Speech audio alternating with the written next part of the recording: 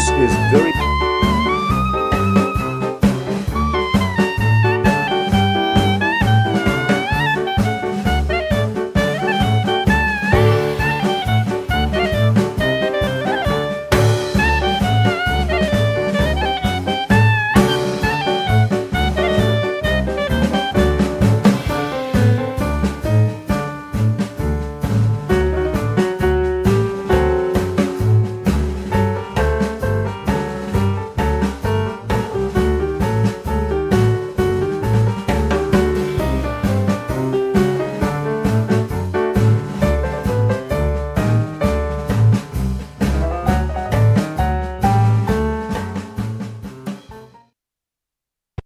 This is very urgent business, ladies and gentlemen, I beseech you. Resist it while you still can, and before the right to complain is taken away from you, which will be the next thing. You will be told you can't complain because you're Islamophobic. The term is already being introduced into the culture as if it was an accusation of race hatred, for example, or bigotry, whereas it's only the objection to the preachings of a very extreme and absolutist religion. Watch out for these symptoms. They are just symptoms of surrender, very often ecumenically offered to you by men of God in other robes, Christian and Jewish and smarmy ecumenical. These are the ones who will hold open the gates for the barbarians. The barbarians never take a city till someone holds the gates open for them.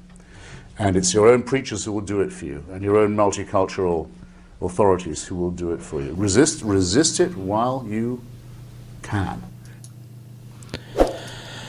Hello, my darlings. Good evening, ladies and gentlemen. Good evening, boys and girls. I hope you're all having a wonderfully exciting Tuesday evening. I don't know where you are. I don't know what you're up to, but I hope it is kosher. Shalom, lachaim. To my Jewish fellow human citizens of the world, wherever you may be. I hope you enjoyed that little introduction with what I found to be a copyright-free Jewish music to my favorite people in the world right now. Hey, we can say, favorite for most of the time. I love you all equally. I'm an equal opportunity discriminator, if you will. I discriminate to all. I'm an equal opportunity piss taker, really, is what I am. But thank you for one and all, for you all to be here this evening, if you are here. Randy. Hello, Randy. Hello, Empress Janet. Lots of love. I believe I do have a poll out. If the poll is still available, by all means, do take part. I see that 29% of you have chosen to be a see you next Tuesday, which is curious. But I will reveal the poll a little bit later on when we get into it. Seems the voting might be a little bit thin on the grounds at the moment, so by all means feel free to vote in the poll and we shall reveal it later.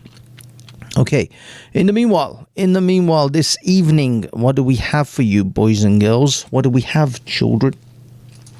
Is this going to be a fun show? I hope so. That's what I'm planning. Okay, so what are we doing? Where are we going with all this?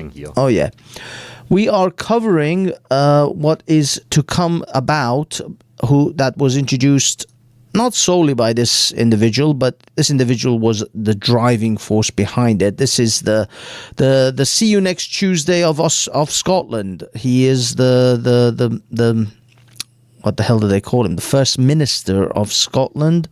The See You Next Tuesday, Yusuf Hamza. The Yusuf Useless. I think some people refer to him as. He took over after that tiny little dwarf lady, which I've already forgotten her name. That's how memorable she was to me. And she was trying to make men with penises to go and to be able to go into women's prisons.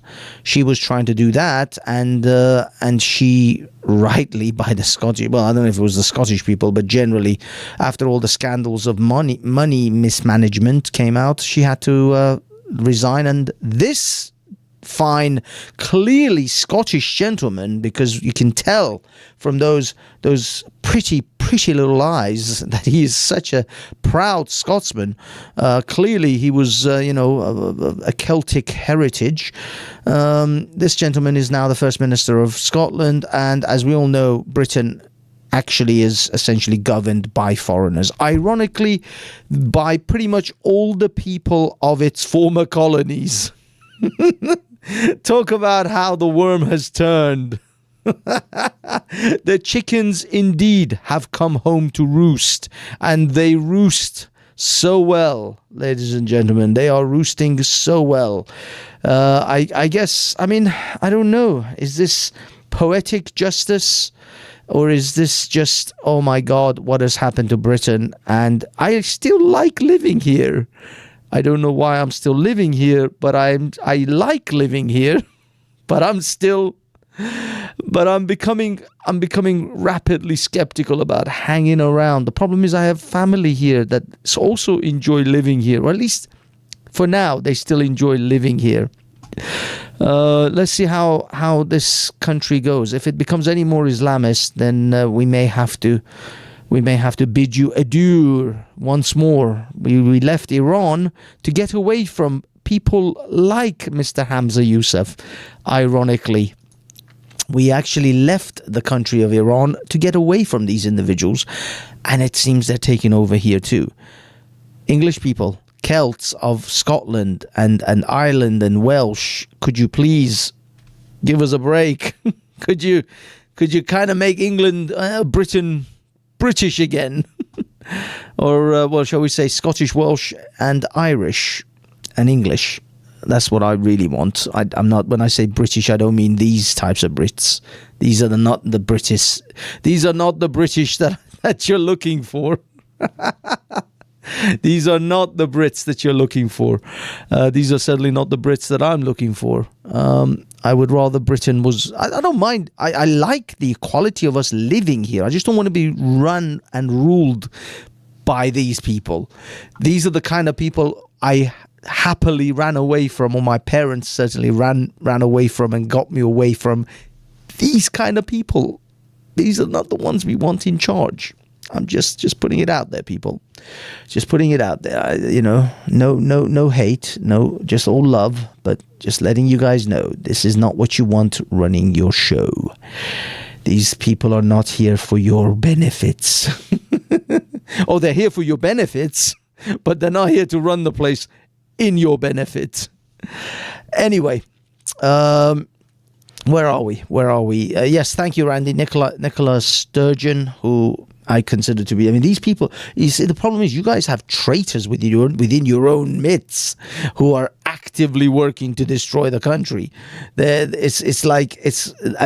Talk about the turkey voting for Christmas. This is like insane. I don't get this country, man. I don't get it. You guys have gone way too crazy with your wokeness. You should unwoke yourself. This is the advertising campaign that the Scottish government, police of Scotland, have released this as a precursor to the new law that's being introduced on. Actually, let's just quickly give a little intro. New hate crime laws. On 1st of April 2024, new hate crime laws come into effect in Scotland. This article outlines what is meant for what this means for LGBT plus people. So this thing is even looking out for itself. It doesn't really give a crap about what it means for other people. I just Googled sort of the laws and what's coming in, and this was the first thing I clicked on. It's Equality Network. So they're actually interested in the LGBTI as a QI. Where's the Q? I plus people. So they're not even really remotely interested about the other laws that are coming in for how it would affect other people. They're looking out for their own backside, if you will. But for now, before we get there though, let us explore. This is the video that Police Scotland has released. You might know this thing here. It's the hate monster. When you're feeling insecure, when you feel angry, he'll be there, feeding off the emotions. Okay, I have to pause it. Why are they giving Sesame Street style ads to grown adults? This is for adults. This isn't after CBeebies. This isn't being shown after Peppa Pig. This isn't meant to be an adult informative video. Getting bigger and bigger till he's weighing you down. He'll make you want to have a go at somebody. A neighbour, somebody on the street, on a night out, security guy on the door, somebody in the chippy, your taxi driver. He'll make you want to vent your anger, just 'cause folk look or act different for you. The hate monster. Yes, the hate monster becomes bigger and bigger because, there's a lot of things I hate. This advert has in fact invoked my hate monster. The irony is that this advert has invoked a lot of that hate. If you hadn't shown me, I was a happy chap before this ad. Now I'm liable to kill someone if they walk through the front door. Monster wants you to feel what you need to show. You're better than them. Then, before you know it, you've committed a hate crime. Oh. Doesn't make you feel better though, does it? Oh, he does. Maybe for a minute. Oh, believe me. Then you just feel worse, don't you? Longer than a minute. Longer than a minute. It'll make me feel good. A lot longer than a minute. I wish to destroy this hate law by its every facet. I want to tear it limb from limb. This advert has enraged me. Because the hate just hangs about like a bad smell. But it doesn't need to be like this. It doesn't need to be. You're better than that. You know it. You've got all this energy, so do something positive with it. The hate monster doesn't like that. In fact, he hates it. No, I hate the hate monster, and I hate every fiber of this ad. Don't feed hate. No, feed hate. You fed hate by making this ad, which is the irony in this entire situation. Now I hate you far more than I ever did. Oh Lord, oh Lord, oh Lord. Yeah, this is horrific. This is the infantilization of the generations. When we talk about the infantilize the younger generations, this is meant to be an ad for adults now, 2024. You know, there's a scene in Demolition Man. Now, Demolition Man, I swear to God, a futuristic sci-fi movie has turned out to be effectively a documentary for 2024. There's a scene where they're playing music in the car, and normal music is no longer allowed. So they play essentially mini tunes or adverts tunes that were adverts for like hot dogs and cereals and whatever, the kiddie songs essentially. But that's what adults listen to now in that dystopian future. They listen to kiddie songs, and I think this is what I'm talking about. They're putting these kind of ads for grown adults. These are meant to be for grown human beings, adult human beings. Why is Banksy wearing sunglasses inside and at night? Because I want to. This is triggering blind people. Well, yeah, I mean, if it's the ableist, then you can kiss my ass. But I will continue to wear these. And besides, the reason I'm wearing this is because I have a lot of lighting, and these lighting bother my eyes. I'm not very good with these kind of high levels of lighting. I don't like flashes, and I don't like these kind of lights. Unfortunately, I have to have them because I have to have the aesthetics that you see behind me. It takes a lot of lighting to get rid of the shadows in order to get green screens to work, and I hate those fucking lights. So I wear this shit in order to keep me from basically going blind during this few hours of shows. That's your explanation. You're not going to get any more explanation about this. Just accept it for what it is. Banksy, please stop spreading the hate monster. Yes. Yeah, so this wonderful piece of person, this See You Next Tuesday, introduced or part of. I mean, by the way, Labour also voted for this. The Labour members of Scottish Parliament or whatever, they also agreed upon passing this law. So if you think that he did it on his own, he did not. Labour was on board with that, and that is why the question I have posed for this evening is: will Britain or will England also adopt the Scottish laws? A lot of you are saying, at least the polls are still, on the favour of. Actually, no, the polls have switched. Interesting. As more people came in, the polls have switched. There was a majority no for a while, and now it's switched to a yes. But we will see what the polls say at the end of the show. Wow, Banksy, being rude to Francis is sad. What? I don't give a shit, Francis. Oh my God, it's Francis. Oh no, I'm sorry, Francis. I just recognized you. I'm so sorry, sir. I love you. You just caught me on see, it was the hate monster. It was the hate monster that did it. Blame the hate monster. It fueled my rage. It was that. I'm sorry. Made me cry. How does it make you feel? I'm sorry. It was the hate monster. I just realized who it is, Francis. I didn't even read the name. I just read the comments. Western countries are currently... Oh yeah, by the way, Leo Kersis. Oh my God, his freaking name. Leo. He's a comedian. He's around with, he's on like the Lotus Eaters and a bunch of other different podcasts and stuff. He's on GB News, and he's a funny guy. And he's done a whole thing about this whole Hamza's hate monster nonsense as well. This video is actually 15 minutes long, so I'm not going to really go into it. But if you do get to watch Leo Chiarsi, I want to say. I don't know how to pronounce it. It's some Scottish name.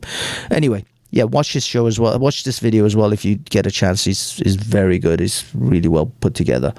But let's go through some of these laws very quickly. I don't want to labor this too long.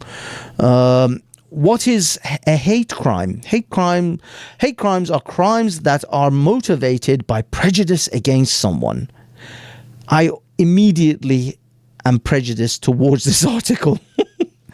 Or against a group of people based on age, disability, race, religion, sexual orientation, transgender identity, or variations in sex characteristics, intersex status. Like how many of you have ever come across an intersex person, or how many of you will ever come across an intersex person? I'm wagering almost none of you, if any of you at all, in your entire lifetime. It is important, though, to know that many forms of prejudice or offensive behavior are not hate crimes. Ooh, interesting. It is not a hate crime to be prejudiced, and the right to freedom of expression means that people may express their prejudice in offensive, shocking, and disturbing ways without crossing the line into criminal behavior. So I can say I hate you because you're, 6'2" or your shoes are ugly, but just because your shoes are ugly, that doesn't mean it's a hate crime. Apparently, although these things are, they cast such a wide net that it can be interpreted by anyone. Me evangelizing Hafiz is now hate crime because a Scottish Muslim said so. Boo. Boobity boobity boo boo. Yes, you calling me to Christ is actually a hate crime because I may wish to go back to Muhammad because he's such a charming fella. All right. To be a hate crime, the behavior must be serious enough to make it a crime. The majority of hate crimes in Scotland are prosecuted as hate crimes prosecuted as the crime of threatening or abusive behavior. This is where someone behaves in a threatening or abusive manner, and it is serious enough that it would be likely to cause a reasonable person to suffer fear or alarm and be the perpetrator intended to cause fear or alarm. But of course, all the Muslims who go to Speaker's Corner and threaten people with violence and actually act on that by hitting them, like Hatun Tash has been attacked many times, like Shalili has been threatened many times. In fact, other people have had their property stolen from them. There was the guy who calls himself the Big Nose of Speaker's Corner, or Big Nose of London. I think it's Big Nose of London. He had his Quran taken off him, slapped out of his hand. Many Bob has been attacked. I've been attacked by Muslims in Speaker's Corner. I've literally been punched in the face, and the police have caught the perpetrator, and the perpetrator received no repercussions for it. So physically attacking someone at Speaker's Corner, stealing their property, and trying to stab them in the face, you don't face much criminal prosecution. But tweet the wrong thing in Scotland and your ass is going to jail. Big up Chavez, big up Lo Wang. And again, I said divested sister. Francis, of course, I do apologize for jumping at you. Based, big up. Empress Janet, Fun with Dirts, my man. Randy, and I think I've called out all the people in the chat so far. Anyway, where were we? Yeah, basically, you can get away with it if you're a Muslim. That's the key element here, at least in England. I mean, I don't know, there isn't a Speaker's Corner in Scotland as far as I know. If there is one, then I'm sure the Muslims would again continue harassing, beating and stabbing people, and they'll probably be fine. But you tweet the wrong thing and you're going down. You're going down. Yes, the Ummah is strong. Namah Shivaya. Oh, God, dude, you people write things that I cannot read. I'm sorry, I'm going to avoid reading the text. The text is distracting me. Okay, where were we? Alarm, fear and alarm, causing fear and alarm. For example, if someone shouts threats at you in the street using transphobic language and putting you in a state of fear and alarm, that is likely to be a transphobic hate crime. To take another example, if someone misgenders you on social media, that would not of itself be a crime. That's because misgendering someone remotely would not of itself be provably both likely to and intended to put a reasonable person in a state of fear or alarm. Well, we did have a girl who claimed she was raped on the Meta's virtual reality environment. Wasn't she put in a state of fear and alarm? Yeah, she claimed she was raped virtually by virtual people. Yeah, Manny, kiss my chuddies. The new offense of stirring up hatred against LGBTI people is similar. It only applies where a reasonable person would consider behavior to be threatening or obvious or abusive, and it can be proven that the perpetrator intended their behavior to stir up hatred. Friggin' hell, man.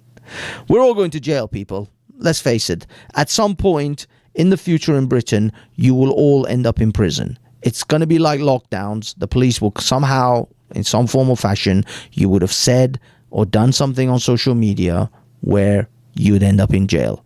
This is pretty much guaranteeing. I mean, Francis, you preach the Bible. The Bible is going to put you in prison. That's what, just simply reading it out. Of course, the Quran would, but of course, they'll never actually prosecute anyone reading out the Quran and pointing out Muhammad's, shall we say, questionable behavior. But you reading out the Bible, I guarantee you, go to any public square in Scotland, go to Glasgow and just read the Bible, chapter and verse, just without fear, without feeling, without any kind of preconception. Just read it out what it says, and before you finish Genesis, I guarantee you won't get through Genesis before you're carted away. Because God did create man and woman.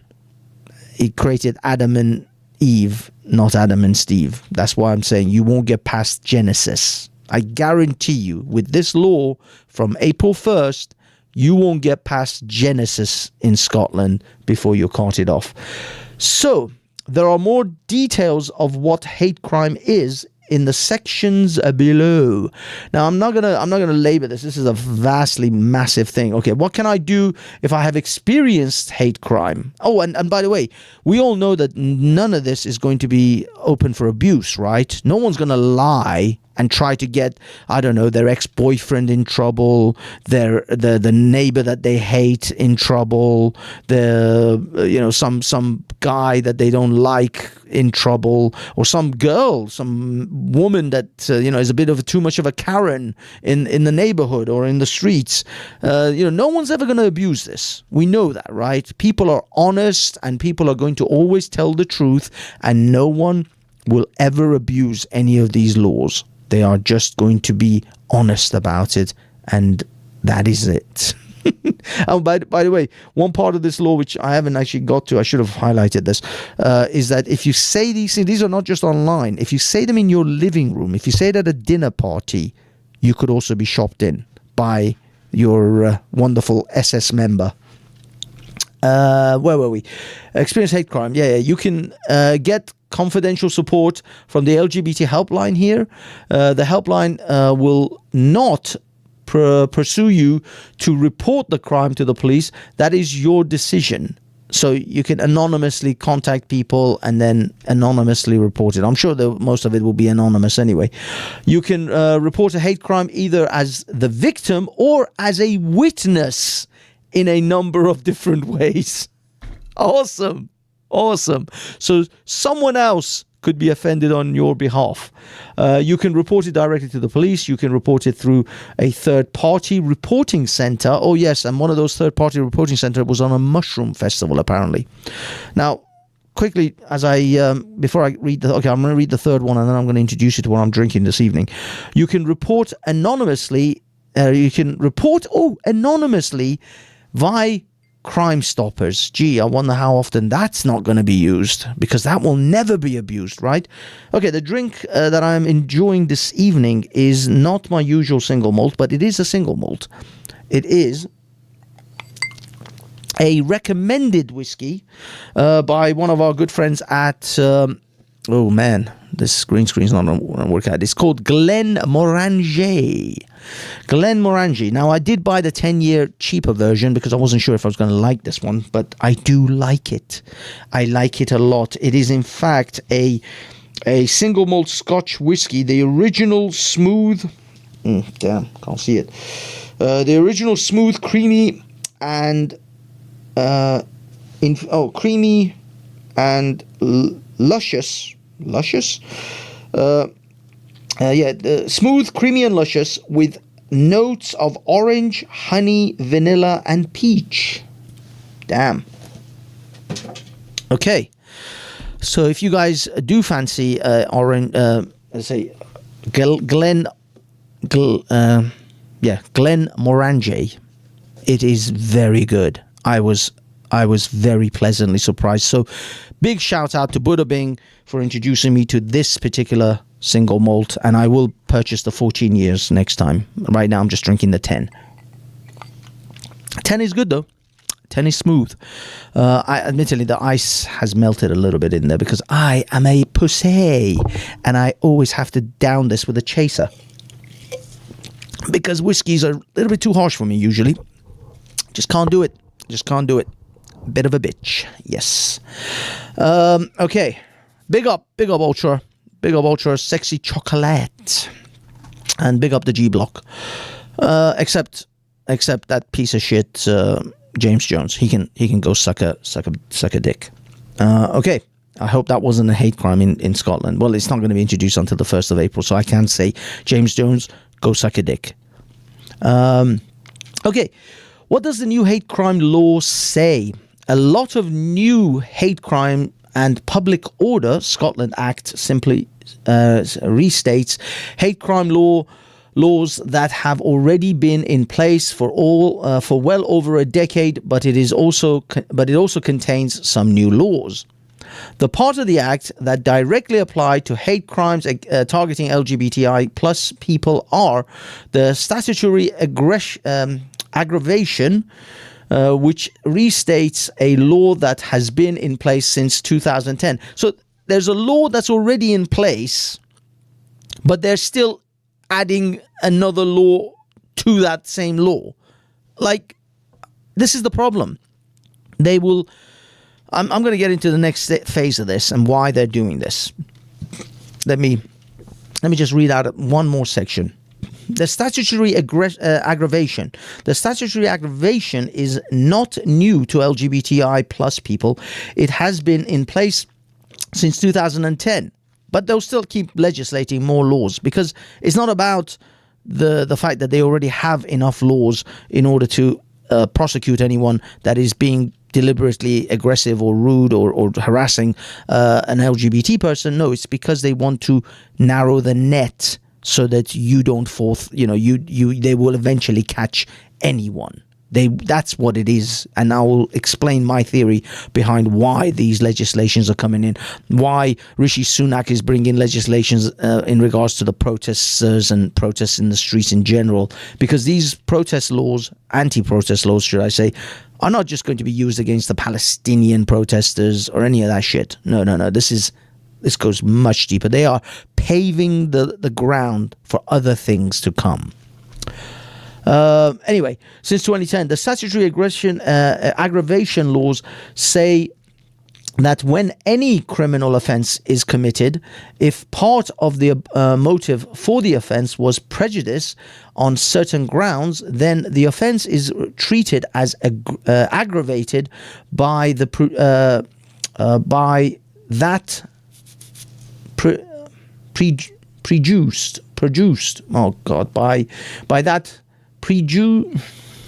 I can't read. I'm sorry, my brain is gone.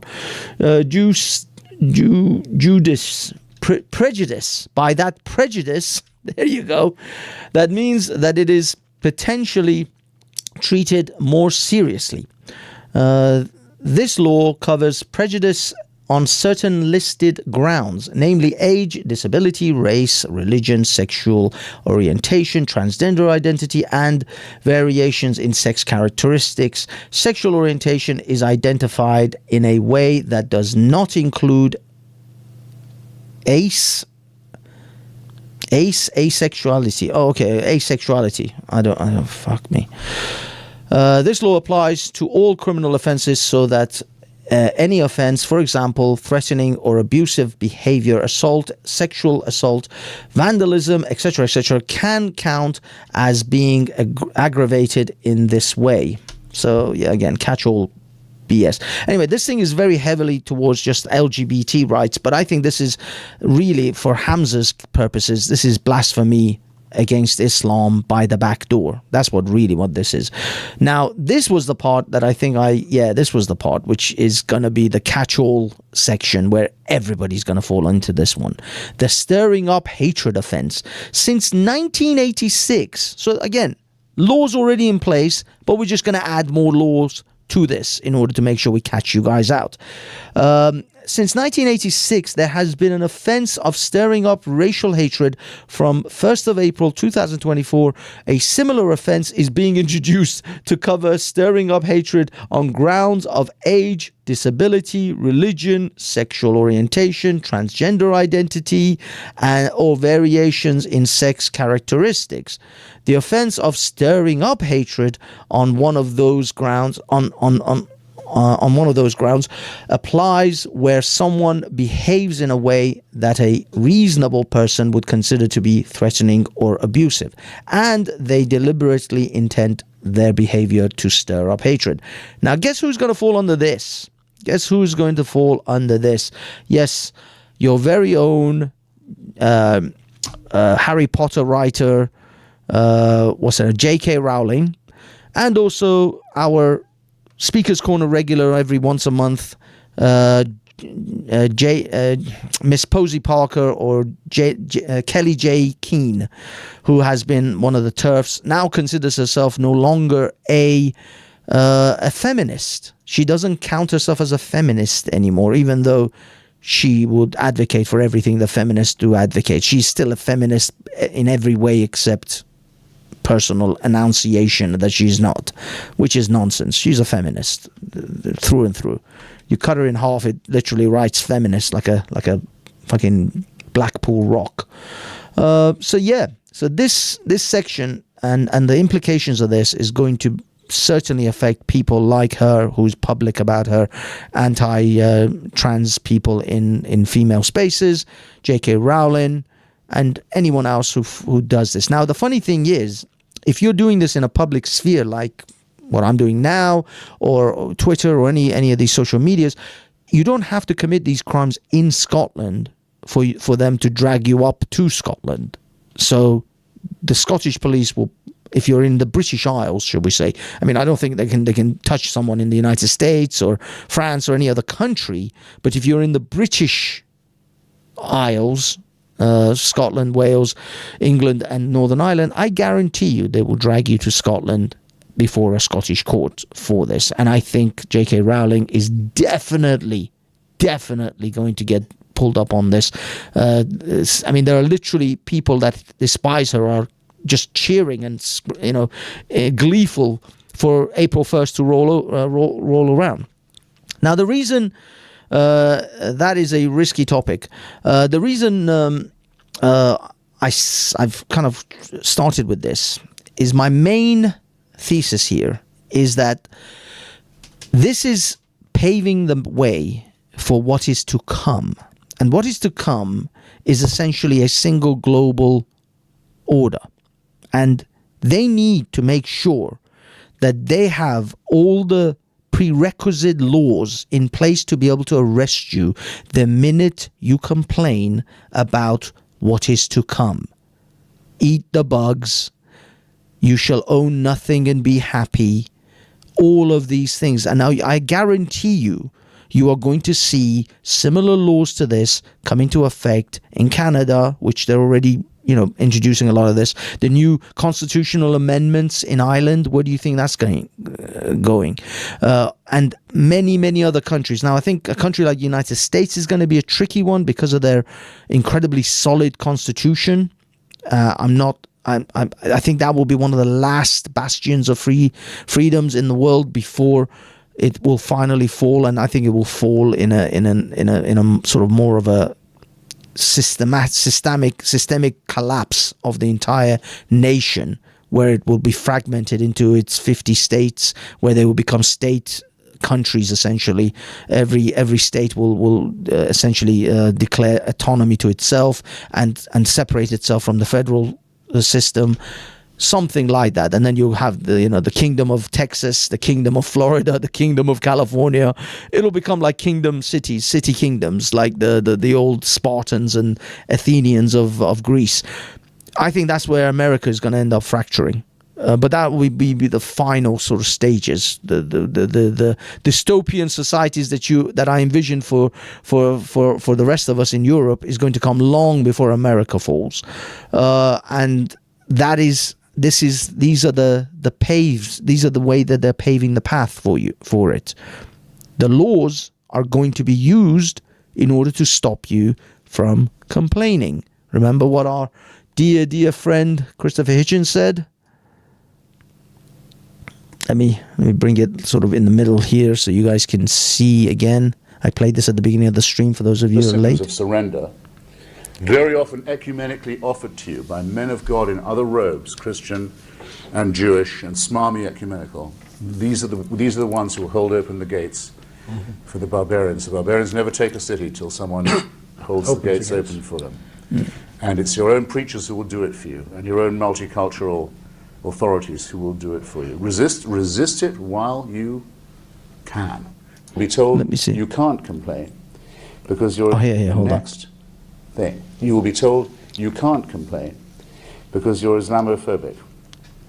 The term is already being introduced into the culture as if it was an accusation of race hatred, for example, or bigotry, whereas it's only the objection to the preachings of a very extreme and absolutist religion. Watch out for these symptoms. They are just symptoms of surrender, very often ecumenically offered to you by men of God in other robes, Christian or your politicians, or your Scottish National Party leaders, or your Labour leaders, or your Conservative leaders, basically every asshole that goes into the Houses of Commons, every piece of dog turd that is a traitor to this country and its fundamental structure.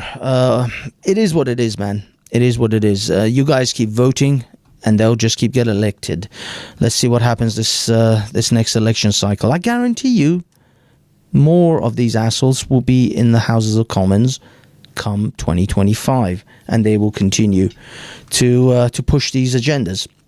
But these agendas are not happening directly by these individuals. Yusuf Hamza is not of any pronounced intelligence in order for the he's not of that level of intelligence to think that he's coming up with these things by himself. He is following his paymaster's orders.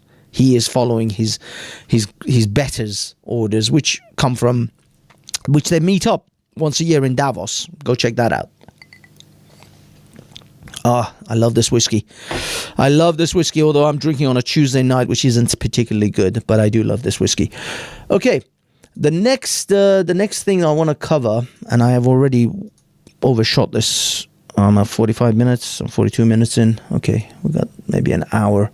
Scotland's new hate crime. There we go. I just want to quickly run over this as well. This is 7 minutes. I think we can afford to listen to this. Law, which comes into effect on April Fool's Day, criminalises threatening or abusive or insulting behaviour which is intended to stir up hatred against people based on age, disability, religion, sexual orientation and transgender identity. The act has proved controversial. The head of complaints at the police watchdog says it could have a chilling effect on freedom of speech, but the bill's defenders say it is nowhere near as draconian. These people still think that we have freedom of speech. They still think that we believe that we think we have freedom of speech. That's the comedic. I mean, I know. Andrew Doyle is a comedian and he writes comedy scripts and stuff. And by the way, he did a great job with Jonathan Pye, and Jonathan Pye just went crap after Andrew left him. But this is not a skit. We know we don't have freedom of speech in Britain. You are literally pissing on my head at this point and calling it rain, because no one's fooled. No one believes you.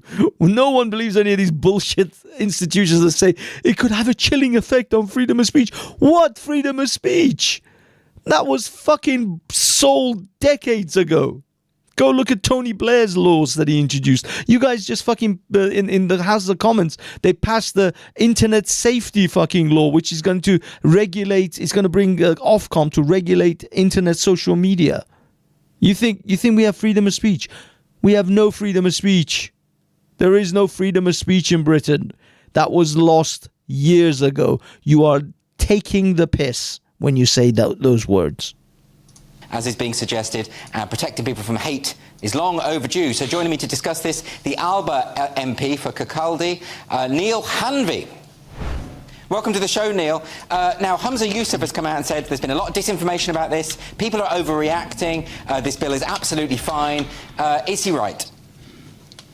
No, well, I made a bit of a light-hearted comment on his claim that there's disinformation being spread about this legislation by saying he'd misspelled information, because what's really happening is that people are spreading the truth about this legislation, and it's, nobody is saying that hate crime should be given a green light, but the way that this bill has been, or this act.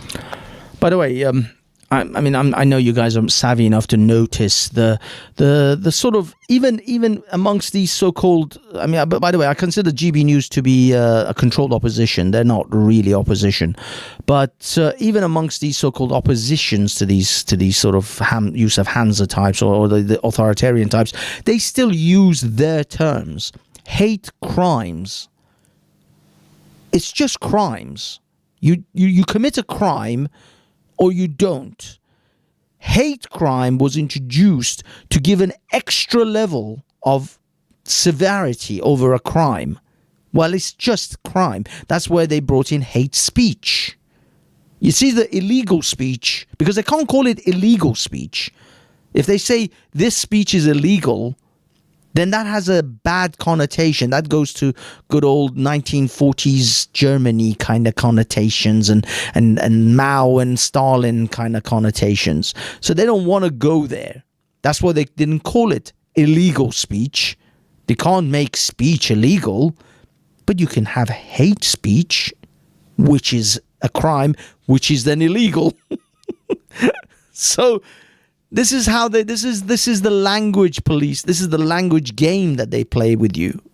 There is no hate crime. There's just crime. You commit a crime or you don't. You've either committed a crime or you didn't. But a hate crime. Now, I could steal your shoes because I like your shoes. Or I could steal your shoes because you're a Pakistani man and I don't like you as a Pakistani man, so I steal your shoes.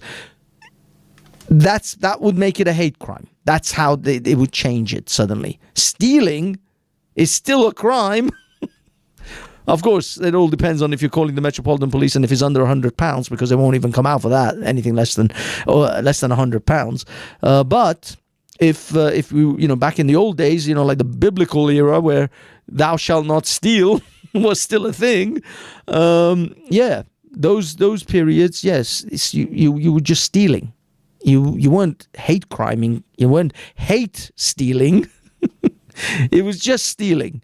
But nowadays, no, you can hate steal, because I not only want to steal your shoes because I want your shoes, but also I do it because I hate you. If it was a white dude wearing those Nikes, it'll be fine. Has been constructed is deliberately intended to prevent freedom of speech, freedom of thought, freedom of belief. There are certain elements that are excluded from the bill, particularly around gender critical beliefs, and most importantly, sex as a class. So women's sex-based rights are not covered by this bill. Sex. Funny that women's sex are not protected. Women are not really protected. I mean, women, if you're looking at it in the gender critical eye of women, the word woman not being of any sex, not being connected to sex, women might be protected. But you as a female, sex as a female individual, no, I'm sorry. Even though throughout the entirety of human history, men have been mostly motivated to protect women and children, but not anymore. Thanks, feminism. Thanks for that one. Now, women are no longer protected. Well, no, sorry. Females are no longer protected. Women who have cocks, they're protected.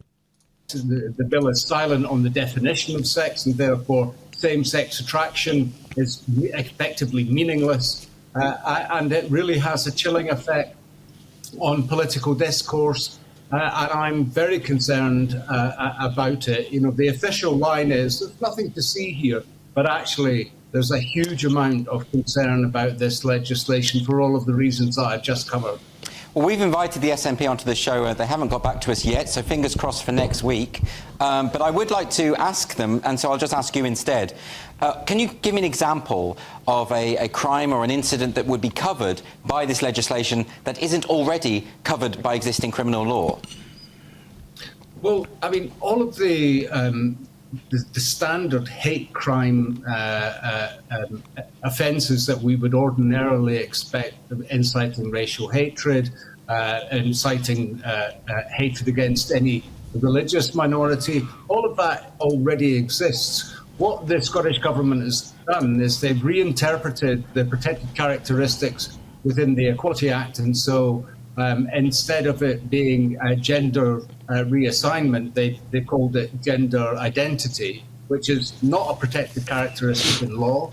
And certainly in my experience over the last 5 years, there have been a number of occasions where I've been spuriously accused of transphobia because I've spoken out in support of women's rights, or I've spoken up for LGBT rights, and because I haven't spoken about transsexuals, which is a completely separate protected characteristic.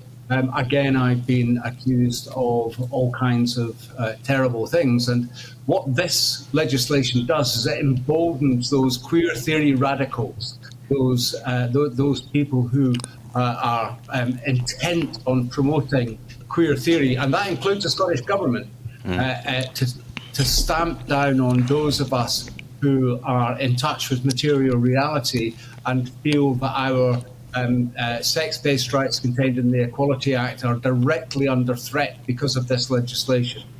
Now, the police have come out and said, you know, we're not going to target performers, we're not going to target comedians, because there was some linked materials from a police training session where they were clearly preparing for the situation where they might have to arrest a comic for... Yeah. They're not going to arrest comics, but they are training to arrest comics. Oh, stop pissing on my head and telling me it's raining. They're not going to affect artists and comedians, but we're just training to arrest artists and comedians. Just in case we need to. Lying. Actually, hold on. I have a sound clip for this.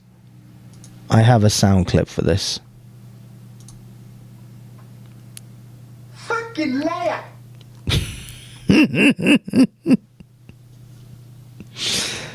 Offensive speech. So they're saying they're not targeting, but are they not saying that they will investigate absolutely every complaint that is made? Well, allegedly so, but the kind of complaints that I would be interested in the police investigating are the types of assaults that have been happening on women in Scotland that have been dismissed as irrelevant. And that was, I'm thinking of one particular situation in Aberdeen where a woman was assaulted in broad daylight in full view of many bystanders, and the police just effectively ignored that. But hearty words are being pursued vigorously by the police. And it's that incongruence in the way that the law is being interpreted that really is giving everyone such a cause for concern. And didn't they just put out a recent statement saying that they were going to reduce the number of crimes that they investigate? They're not going to bother with certain forms of vandalism or theft if they think they can't be solved. So in other words, they'll leave actual crime and they'll go after spend all this time on offensive words. I just realized that apparently if this meme is now going to be considered a hate crime. Gay! I just committed a hate crime. From April 1st, the Scottish police will be coming after me. Yes, so I mean that's absolutely correct. So the police are in Scotland. The police are under enormous pressure. I know that firsthand. I've met with local senior commanders and inspectors, and I know that they are under massive pressure.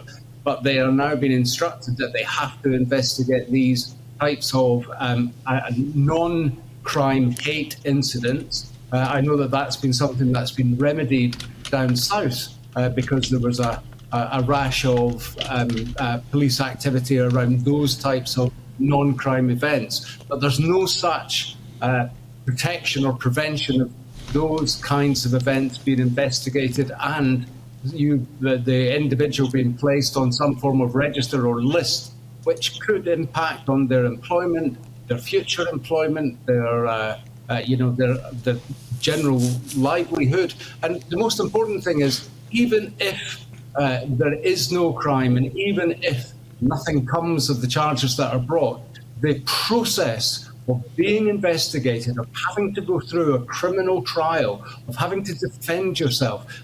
There's a saying in Scotland that we've all become very, very used to, even before this came into effect, is that the process is the punishment. Oh, good man. That's right. The process is the punishment. You want to find out more about that? Check out a guy called Mark Meechan, a Scottish gentleman known as Count Dankula. He went through a living hell because he taught his pug how to zich heil. Talk to a gentleman called Tommy Robinson or a lady called Katie Hopkins and find out how the process is the punishment. and that intrusion into your life, the loss of your IT equipment, confiscation, the having your name plastered all over the newspapers, dragged through the media, been there myself. That's all part of the punishment that these vindictive queer theory extremists want to inflict on people. And the wrong target is being protected by this law. There is nothing to prevent this type of extremism being stamped down upon by this legislation, and there is nowhere for women to seek protection for their sex-based rights, or indeed same-sex attracted people to be protected for their sex-based rights in this legislation. And that omission tells you everything that you need to know about the real motivation behind this legislation. Neil Humvey, thanks very much for joining me. By the way, I just want to point out that this law was passed 3 years ago. It wasn't just passed recently, because you see what they do is they pass a law and then they wait 2 or 3 years before they bring it into effect. The same as the internet safety law that they recently passed. That hasn't come into effect in Britain yet. It will come into effect in a couple of years, because what they do is they leave it for a few years in order for people to forget about it. And then when they introduce it and they start clamping down on it, people are like, it's already a law. It's in effect. And it's like, they have to then jostle, because there'll be governments that have changed. There would be, by the time this Internet Safety Act comes into effect, there'll be most likely a Labour government. They'll probably be entrenched for a few years. They'll just be recently elected, so there's no way that they're going to be ousted soon. And they just leave it long enough for the election cycle, for the news cycle to sort of fizzle away, and then it just becomes law. It becomes entrenched. And the only way to get rid of it is to essentially constantly challenge it in courts and try to have precedences set, or somehow judge, to have judges pass certain precedences against this law, or somehow challenge the laws in order to somewhat water it down or somewhat lessen it. But it won't be redacted. It won't be taken out of the statutes. It'll be there now forevermore. And the same, and it doesn't matter even if you elect another government, unless the government that you elect specifically says we are going to take out these laws. The particular political party has that in their manifesto, or actually outright says it, then no, these laws just get passed and bam, they're there for forevermore. The same as the ridiculous laws that were passed by Tony Blair during his era.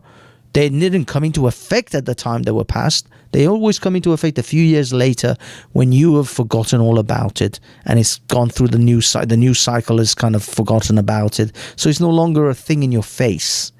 That's how they do it. That's what's happening. In April 1st, this law was passed 3 years ago. It wasn't passed just recently in order for it to come into effect. It wasn't passed last year. That's how it is. That's how they get you. It's the slow boiling frog in the pan. That's how they get you over these nonsense crap. It's the way they introduced 20-mile-an-hour roads all over London.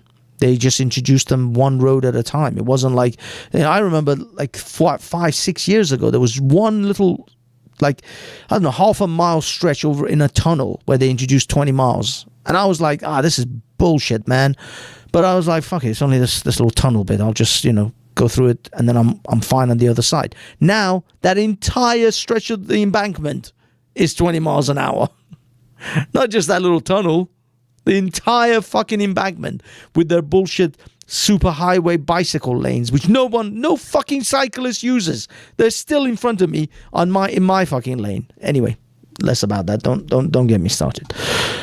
All right, guys and girls, I do have one final topic which I want to broach quickly, but not too deeply, because I'm going to open a panel for maybe an hour, see if anyone else wants to talk about it. So I'm going to put a couple of things on the table. We've got the Candace Owens firing by the Daily Wire, or shall we say they mutually parted ways except Candace Owens wasn't that mutual about it. They just bought out the rest of her contract, I would imagine. But she's already a multimillionaire, married to a multimillionaire. So it's not like she's, struggling for a few quid. But yeah, they've, because she was a little bit too sympathetic to the children and women and children that were essentially dying in their thousands in Gaza. Now, don't get me wrong, you all know my position on Israel and Gaza and Hamas. I personally think that if every Hamas fighter catches some kind of venereal disease and dies in a painful, agonizing manner, I would not shed one tear for any Hamas fighter ever. But I don't want the innocent people to die. Nobody wants that. And I still think Hamas are the sole responsible for those deaths. Although, Israel is heavy-handed, but Israel has always been heavy-handed. Why are you going to fuck with someone who's... it's the people keep going, oh, it's like a little child giving you a bloody nose. It's like, yeah, but if you know the monster that you're giving a bloody nose to, you know that monster will squash your brain into the dirt. Why are you giving it a bloody nose? Why are you messing with this thing that is going to crush you and destroy you and annihilate you and your children? What are you doing?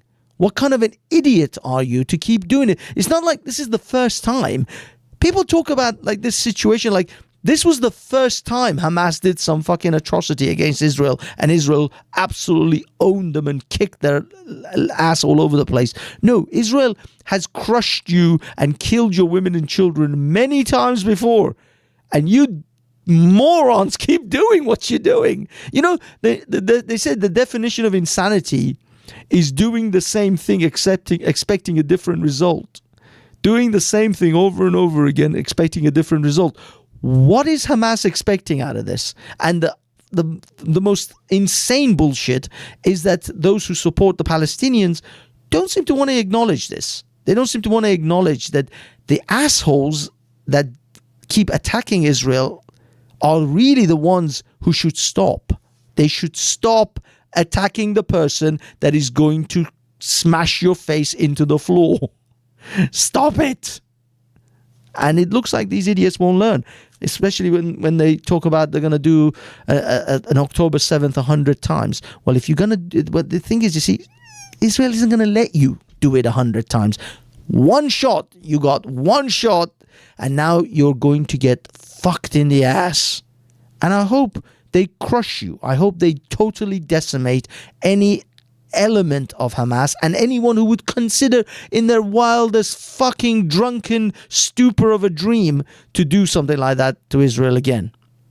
I would do the same. I would outright do exactly what Israel is doing. I would decimate the people who want to murder and rape my people to such an extent that the fear of them ever doing it again will go down 10 generations. Their grandkids will remember not to fuck with Israel. Quit fucking with these people. They might not want to kill you if you stop fucking with them. That's my take.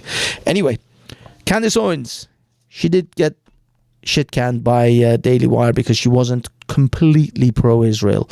And I don't necessarily say you have to be. There's Mr. Mossad in the chat.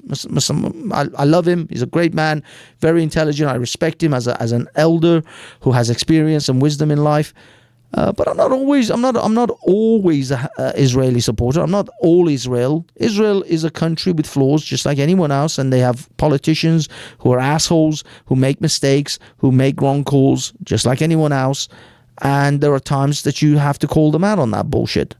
But in this situation, Hamas need to get an ass whooping. I'm sorry, they do. They need to get it in the ass, all the way to the shaft. No Vaseline, no fucking mercy. Dry humping. That's what they need, because these assholes don't seem to learn. That's my take. Anyway, hello, Tommy. And Timmy. Anyway, guys and girls, let us open this can of shit and see what we get, shall we? let's see. Anybody want to chat? We've got Candace Owens. We've got Scottish hate laws. That's pretty much the only two things I put on the table tonight, didn't I? And also, yes, Candace Owens did do an interview with good old Tucker Carlson, which is it? What the fuck? I thought I had the thing. Oh, oh yeah, there Try it to is. think back to 2013. It wasn't that. Oh no, he's talking about Tulsi Gabbard. Anyway, I think he did an interview with Candace Owens. I'm not sure where it is. I can't find it now because my computer rebooted and screwed me over. But it doesn't matter. We will cover it or come into it later on. For now, there's the link, kids. If anybody wants to jump on and partake in this, what I consider to be a dumpster fire, feel free. They know what they're doing. Mr. Mossad, who knows what they're doing? Could you be more specific? They should have hired her. They shouldn't have hired her. Interesting. I don't know because you see, the thing is, this is what I see. Oh, and Mr. Mossad is with us. Okay. Hello, good evening, Mr. Mossad. How are you, sir? Yo, I'm pretty good. How are you doing? Nice. Yes, I'm good. I wanted to quickly actually say this and actually get your take on it as well. The thing is with what I've noticed with this Israel Hamas sort of situation is that in America you've got essentially two groups: the America First group, and then you've got those who are either neocons or are supporters of Israel. Some are unquestionably supporters, like Ben Shapiro, but also love the United States. But I think they love the United States with the conditions the United States unconditionally supports Israel, and the American First guys are not up for that. I don't know what Ben Shapiro thinks. I'm not a fan of his. I don't really follow him. So I don't know what he thinks, and Sure. I think a massive mistake the West makes is they try to understand Israel by talking about American Jews and talking to American Jews. We have nothing to do with Israel. It'd be like talking to Canadians about British politics. I'm with you. Well, no, I mean you could say I don't know, because the American Jews still have a lot of loyalty, and some of them are even dual nationalists of Israel. Okay, the French Canadians have a lot of loyalty to France. There you go. The Irish in Boston have loyalty to Ireland. You're not going to interview people in Boston about some Irish issues. issue in Ireland. I mean, you can, but you're not. You're not going to get good information. So what do you think about this situation with Candace Owens and some of her takes? Hired her. When I saw her years ago on the Guys show with Dave Rubin, I thought this woman is an idiot. She's a grifter. She has the opinion of the last person she spoke to. She's not interesting. She just never was interesting. She was just repeating other people's points. So Yeah. If I want to hear Jordan Peterson's point, I'll go to him. If I want to hear Ben Shapiro, I'll go to him. If I want to hear Tucker, I'll go to him. I don't need her to tell me. She the same thing. regurgitates essentially someone else's talking points. Sorry, let me just bring in. I just want to ask Jamie just to make sure it is Jamie. Jamie, is that you, mate? Yeah. Oh, good man. Hey, Good man. my man. Long But yeah, time. sorry. You were right. I mean, there's a few characters in this YouTube sphere. I would say Pearly things. I don't know if you know Pearl Davis. She is a regurgitator of other people's opinions. Essentially, she took a bunch of opinions from Kevin Samuels, from Fresh and Fit, and she just regurgitates them. Some Thomas Sowell. That's a lot of what she regurgitates is from like MGTOW, like You're a bit quiet, Kingston. a lot of what she regurgitates is mostly from MGTOW content. That's right. yeah, Manosphere, Red Pill, sort of. 100%. But there also are Candace people that Owens does read the same thing with Thomas Sowell. She's essentially just reads his book. She's the audio tape for Thomas Sowell's literature. and Yes, they can get all the views because they're pretty easy on the eye. You get me? Sorry, go ahead. You sound like someone tied a bunch of cans to you, Kingston. It might be he's on a mobile and it's causing some issues. But yeah, sorry, you were saying. Sounds like he's dragging some cans. Yeah, I don't know why they hired her. That was a mistake. She's an empty head. She's not interested. All the other guys there, the Daily Wire. I'm not a fan, but I gotta admit they're intelligent people. They're interesting people. You know, Matt Walsh, Knowles. They're all, well. They think out their ideas. They express themselves well. She's just an airhead. I don't know why. She doesn't fit. At all. I mean, other than the fact that, yeah, I think she's. I don't rate her. I'm surprised so many people do rate her, and I don't know why, because they don't seem to see through Because her she says grift. the things they want to hear. But she is an African American woman that is saying the things that that sometimes you even as a Jewish or a white person you just can't say. Maybe that's what it is. She's the token black girl who can say the things that the white people are thinking. Yeah. So I'm not impressed. I don't know why they had her on. I'm glad they got rid of her. I think she's bad news to everywhere she goes. She will disappoint all her followers, I guarantee. I don't know. I mean, I think. I don't know because I think there's a lot of people. I mean, I speak to a bunch of Americans on another panel show called Chaotic Truth, and they rate her a lot. The conservative African Americans rate her a lot. I mean, really revere her. Lots of fools. So yeah, no shortage. I mean, let's be honest. Joe Biden has fans and supporters. He's, as much as I dislike him, he's much more impressive than she is. Oh my God! Yeah. But in the past or now? In the past. I mean, now I don't really know what's going on. Yeah. He doesn't know. He doesn't know what day of the month it is. Yeah. But he was a smooth operator. He's a lot more capable than she is. She will fall. She will fall. She keeps falling. I mean, that guys show, that was ridiculous. I mean, she's not worth talking about. She's not interesting. She's got nothing to offer anyone. But would you at least agree that there is a growing group of conservatives that have been pretty disillusioned with Israel? Yes, socialists. I don't call them conservatives. They're socialists. And they are part of the problem. They're part of the decline of the West. But is there, I mean, I've noticed this. There are what seems to be America First kind of groups, and also British. America first. But America last. America First means that America relies on its allies and it needs to dominate the world, basically, in order to continue what it's doing. And in order to continue what it's doing, it needs friends like Israel, like the UK, like Australia, like Japan, like, the rest of it.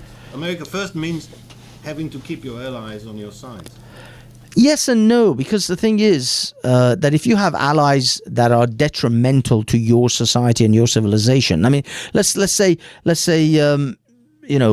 well, actually, you can make this comparison when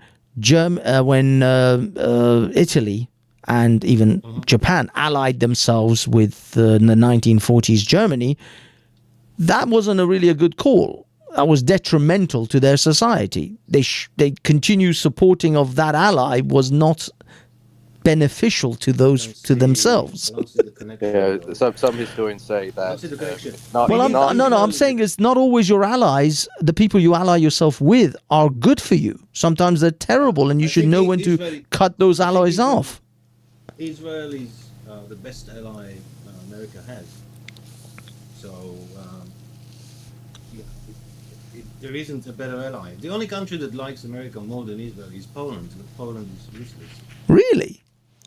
I had no idea Polish people were that into America. Yeah. That's the only country that likes America more.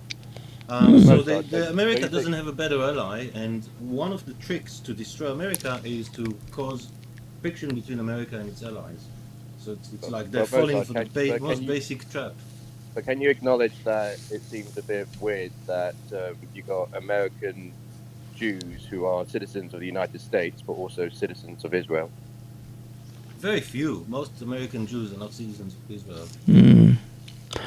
I mean, because the reason I say that, Mr. Mossad, in regards to these American first, British first, there's a lot of British commentators, actually mostly on Sargon of Akkad's Lotus Eaters.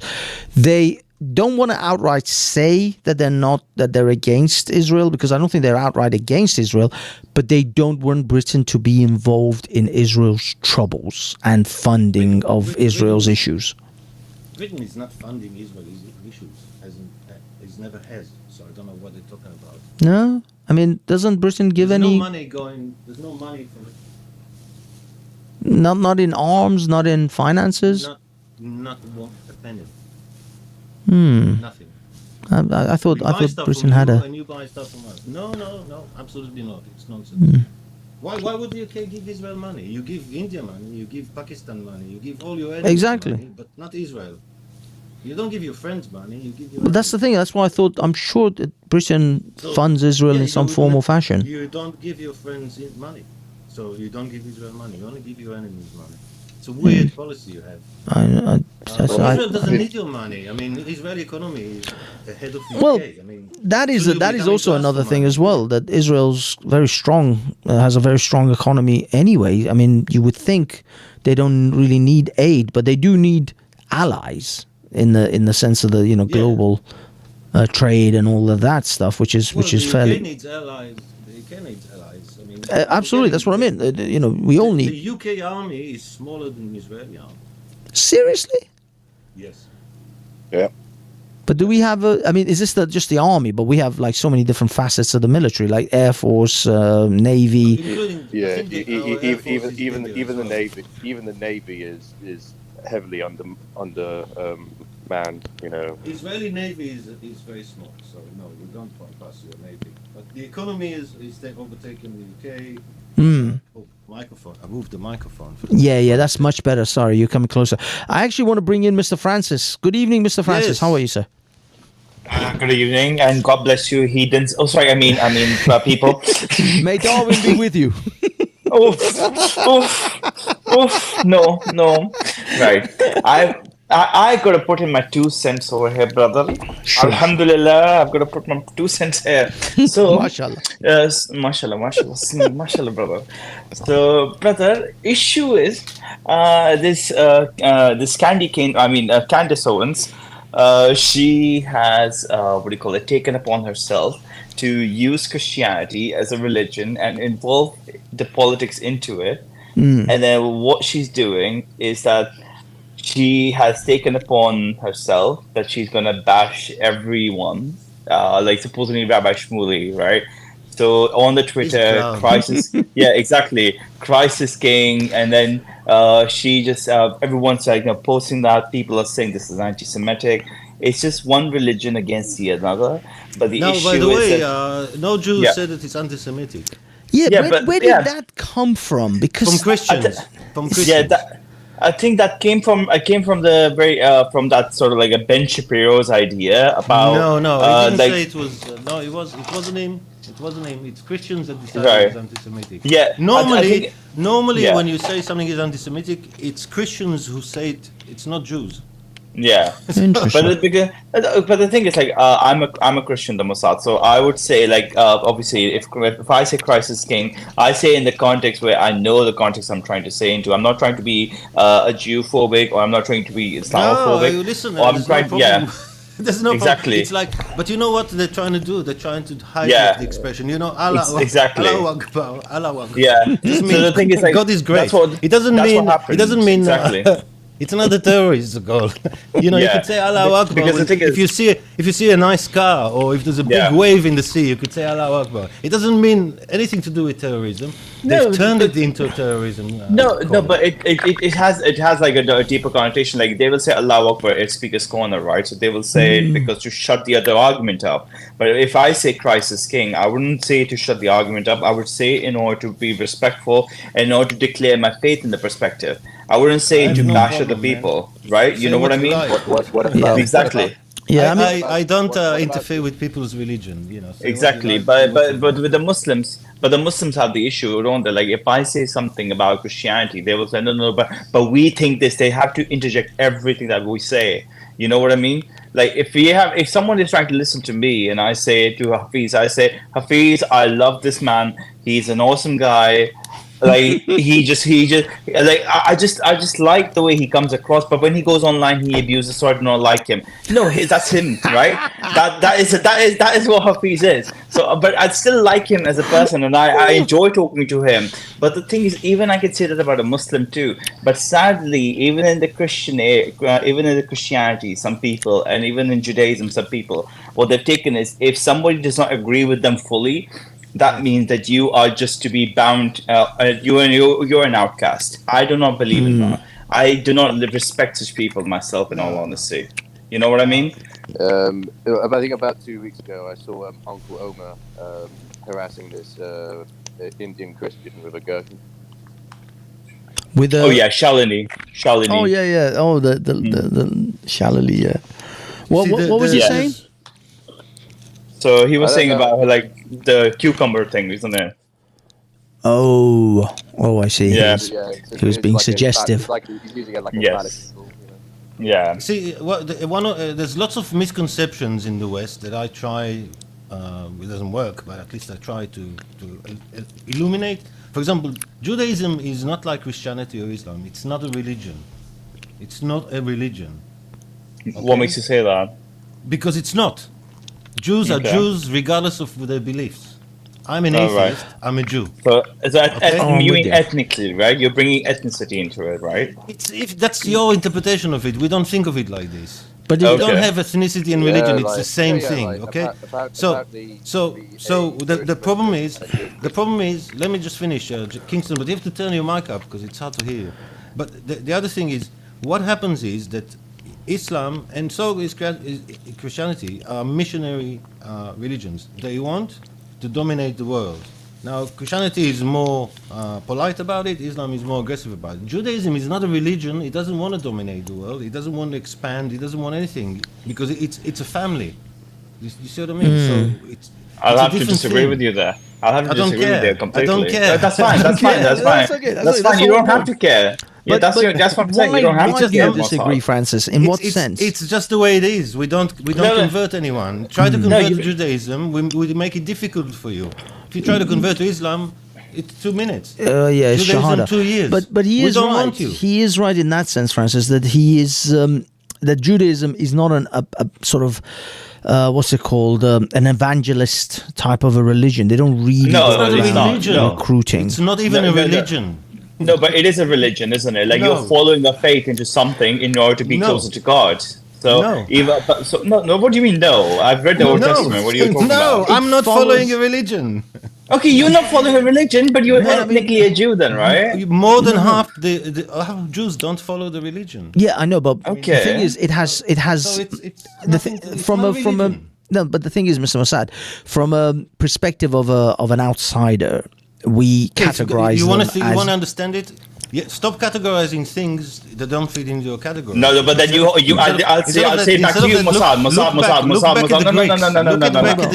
No. I will look back into you, and I'll say you're categorizing me as a Christian, and you're saying I have a religion. I'm not say no. You are categorizing because you said that I'm a Christian. So I believe I have a relationship with God. That's not a religion. That's my belief. Yeah, but then you have another. But you don't categorize me, and I don't categorize you either. You know what I mean? So let's not complete tit for tat, then, should we? Okay, fair enough. Listen, exactly. You want to understand Judaism? Go back to the ancient Greeks. The ancient Greeks had the word. Yes, they also had a very similar way. So their religion was not a religion, and it was connected to their ethnicity. They had a word like goy, like the Jews have a word goy. They also had a word. I can't remember it. For anyone who is not one of us, right? You could not convert to the Greek religion, and so on. It was more like a tribe with a belief. Now, if you go to ancient times, this is how the world was. The new thing about Christianity and Islam was that they were universalist religions. Such a thing did not exist before. So you have to understand I'm not criticizing Christianity. I'm just saying it like it is. You know, it is. So- a missionary No, but religion. I have the You right wanna to say it spread the the way word. that- You want to Yeah, spread the I- word, right? But then I have the right to say it as it is as well, isn't it? Like you have the way to say it, but I have another understanding of saying it too. Okay. So you don't push your agenda on me like I'm not pushing my agenda on you, right? No, go on. You explain.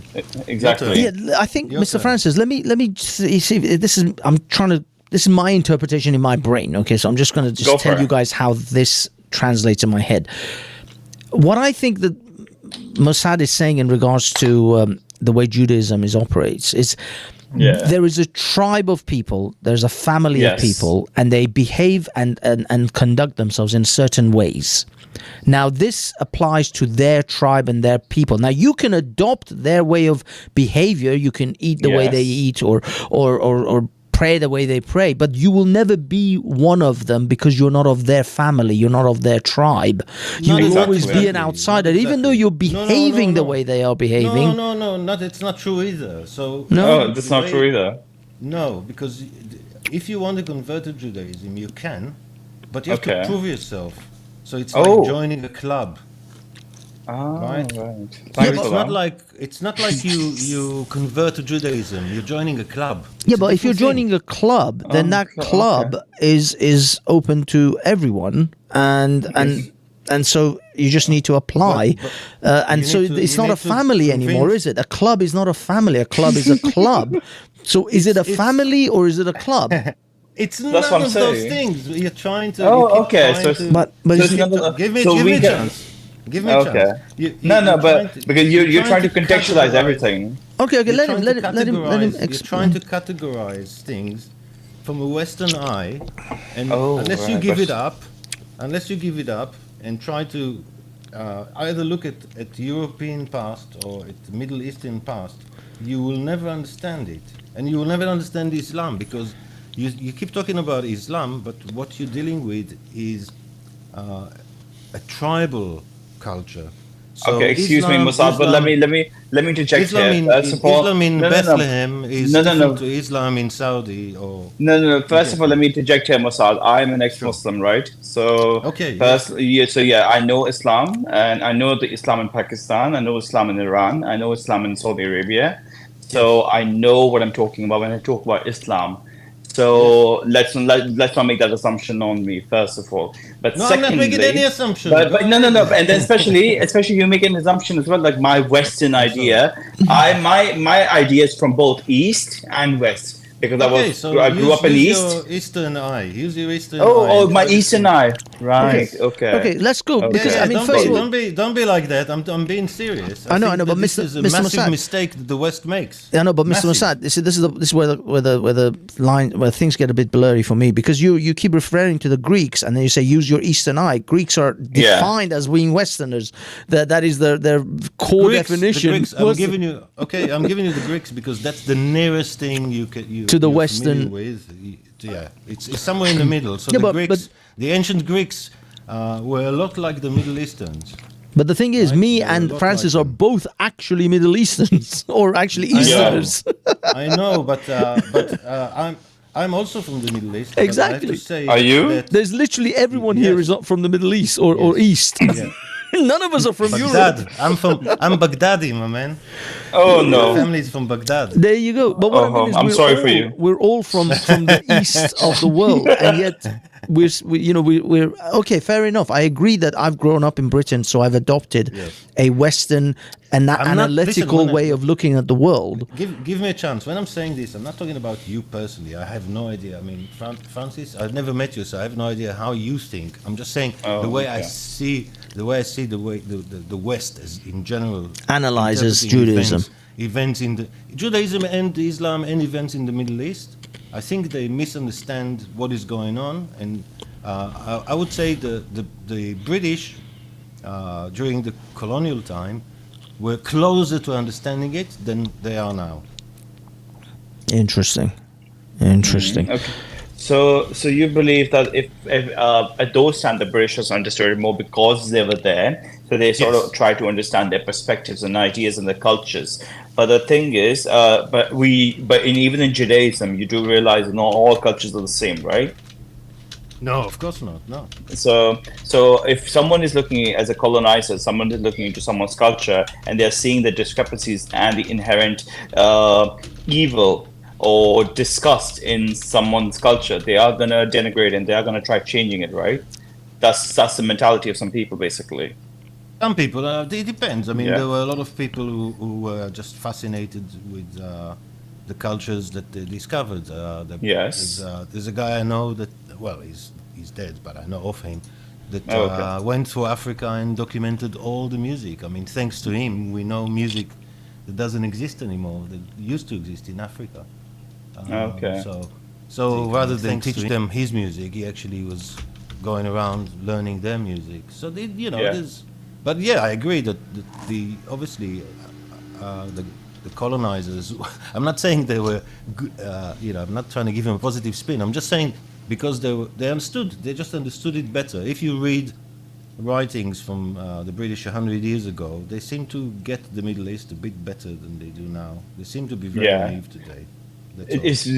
You know why they're naive, right? Because they have got an agenda. We have got so much to modernity.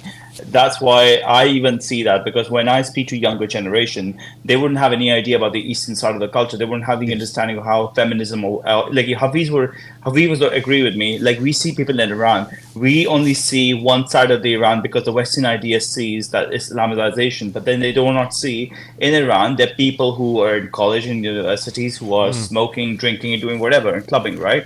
But they don't see that.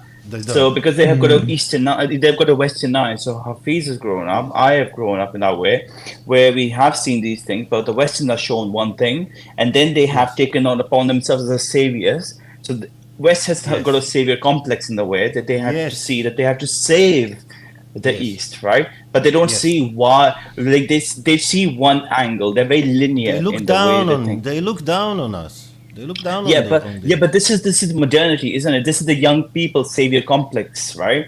This is the young people. If you speak to the older generation, and even in Britain, they actually say that we have to assimilate with people around the world. We don't have to change, or we don't have to look down on them.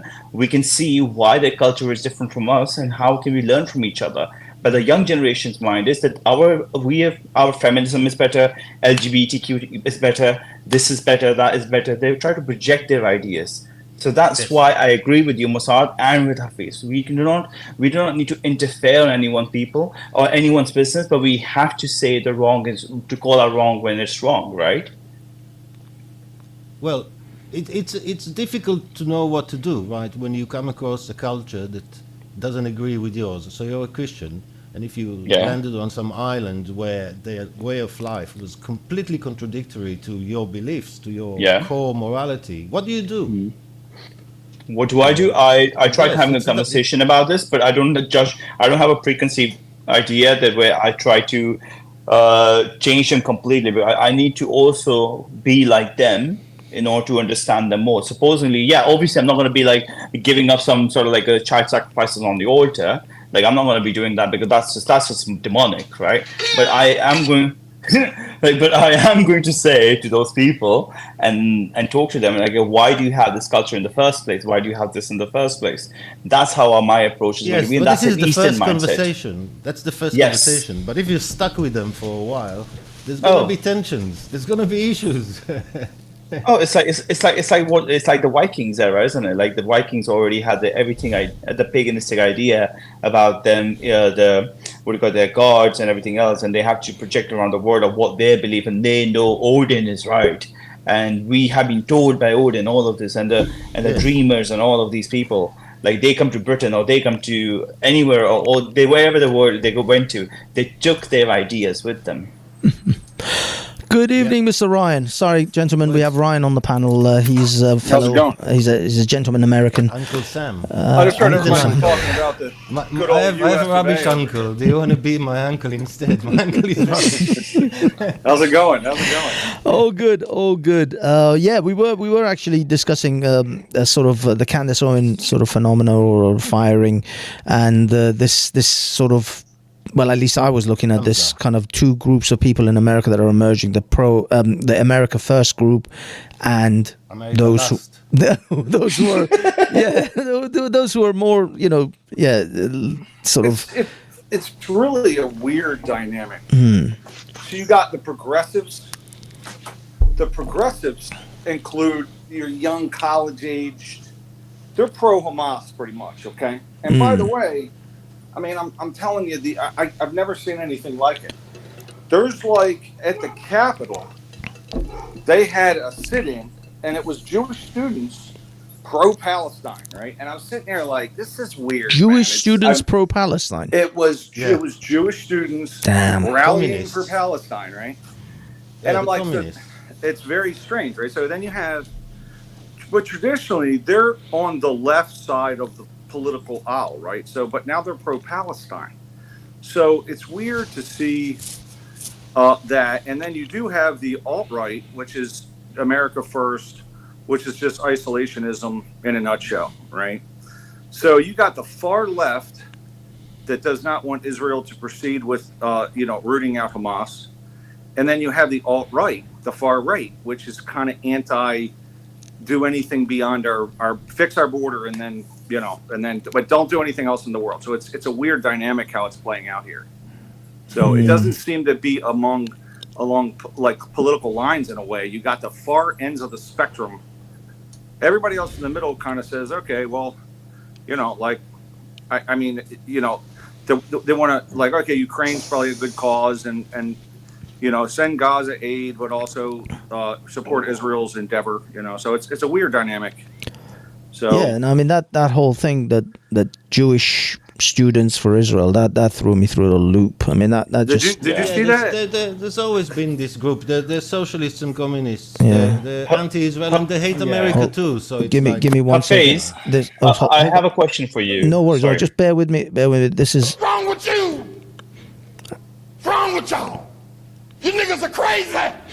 I think someone should have said that to them. But okay, well. carry on, Francis. Hafiz, I've got a question for Uncle Sam, if that's all right with you.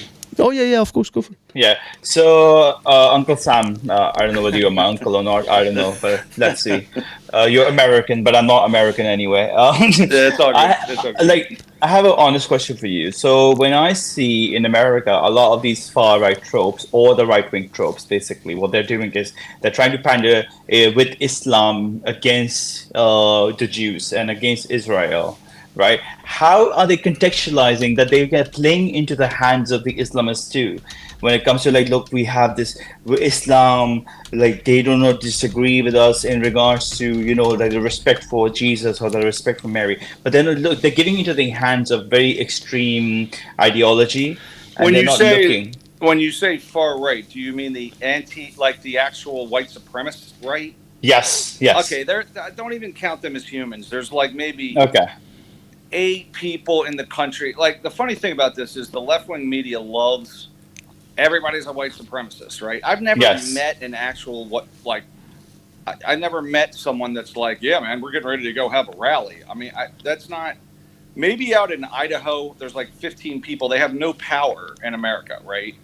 So now you have people that might have prejudice, like they're, hey, man, you'll see a rebel flag, like the Southern flag, which is.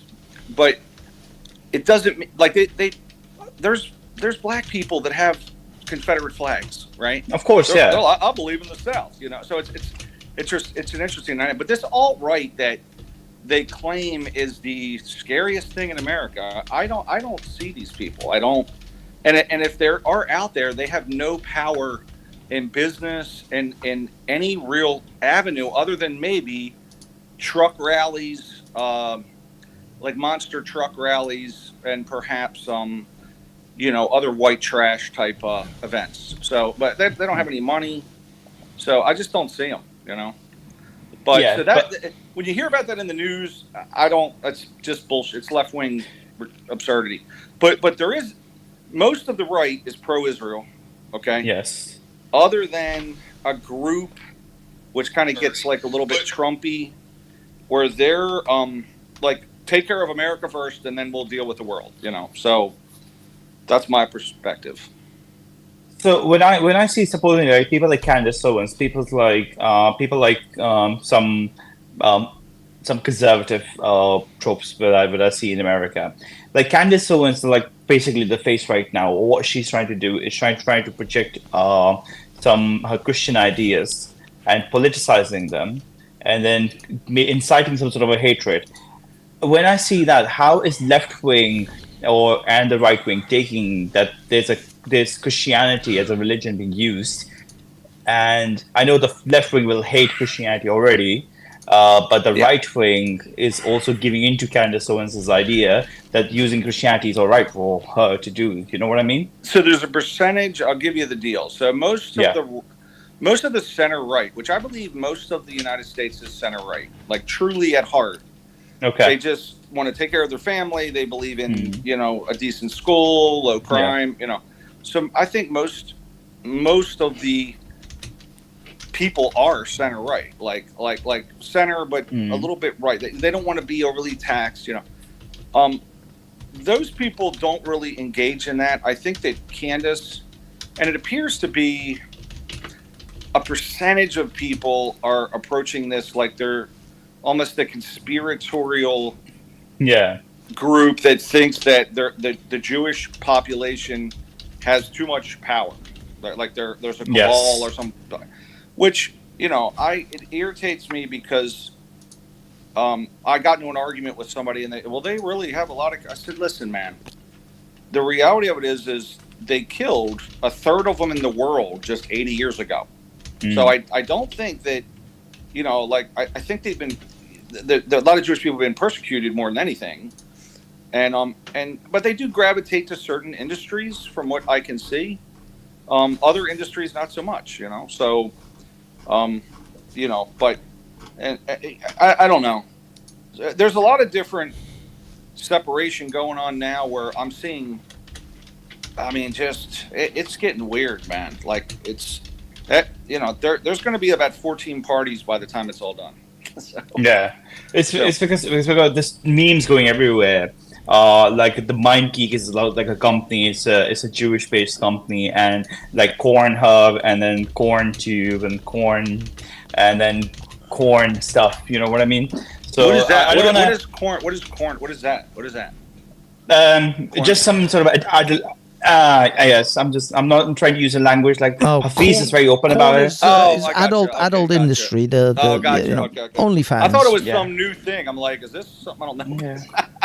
No, just so those sort of things. Like they use all of these sort of things, and they say Tinder and all these Grindr. They are owned by the Jewish people. Right? I know there's a lot of conspiracy coming out of America. Exactly. Yeah. No, there's money. There's certain industries though. Like, and I have Jewish customers I do business with. I have Muslim customers. I do business with all kind of people, right? So, and there's certain industries that a lot of the Jewish folks gravitated to early on, and merchant, like they were merchants often, and kind of from an inheritance standpoint. And there's not a lot of Jewish engineers. I deal in a lot of engineering. It's not a lot of Jewish engineers, right? Like they didn't go toward that trade or that industry, but there's a lot of Jewish lawyers, right? So they tended to go in certain directions. Lawyers. Yeah, that's right. But engineering wise, I deal with. I think I've met two of them, and I'm in commercial buildings, right? So it's more, but it doesn't mean anything. Yeah, there's a lot of media. They're involved in media and Hollywood a lot. Who cares? They gravitated to that. One thing. Who cares? One thing I will say, at least from an Iranian. Bear with me, Mr. Mossad. From an Iranian perspective, at least I know from my family sort of side, and I think I can sort of gauge that a lot of Jewish mothers are similar. They want their sons and their daughters, for that matter, to be doctors and lawyers. Those are like the top two professions, architects or scientists of some form as well, but they push a lot for those types of professions. So that is a big push.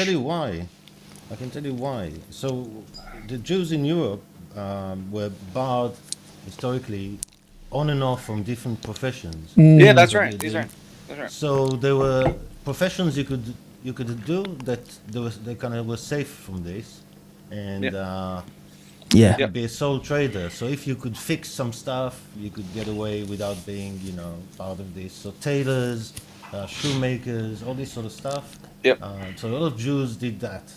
A lot That's of right. Jews were small business bakers, all this sort of stuff. Yep. The ones who were more kind of clever went into banking and that sort of thing.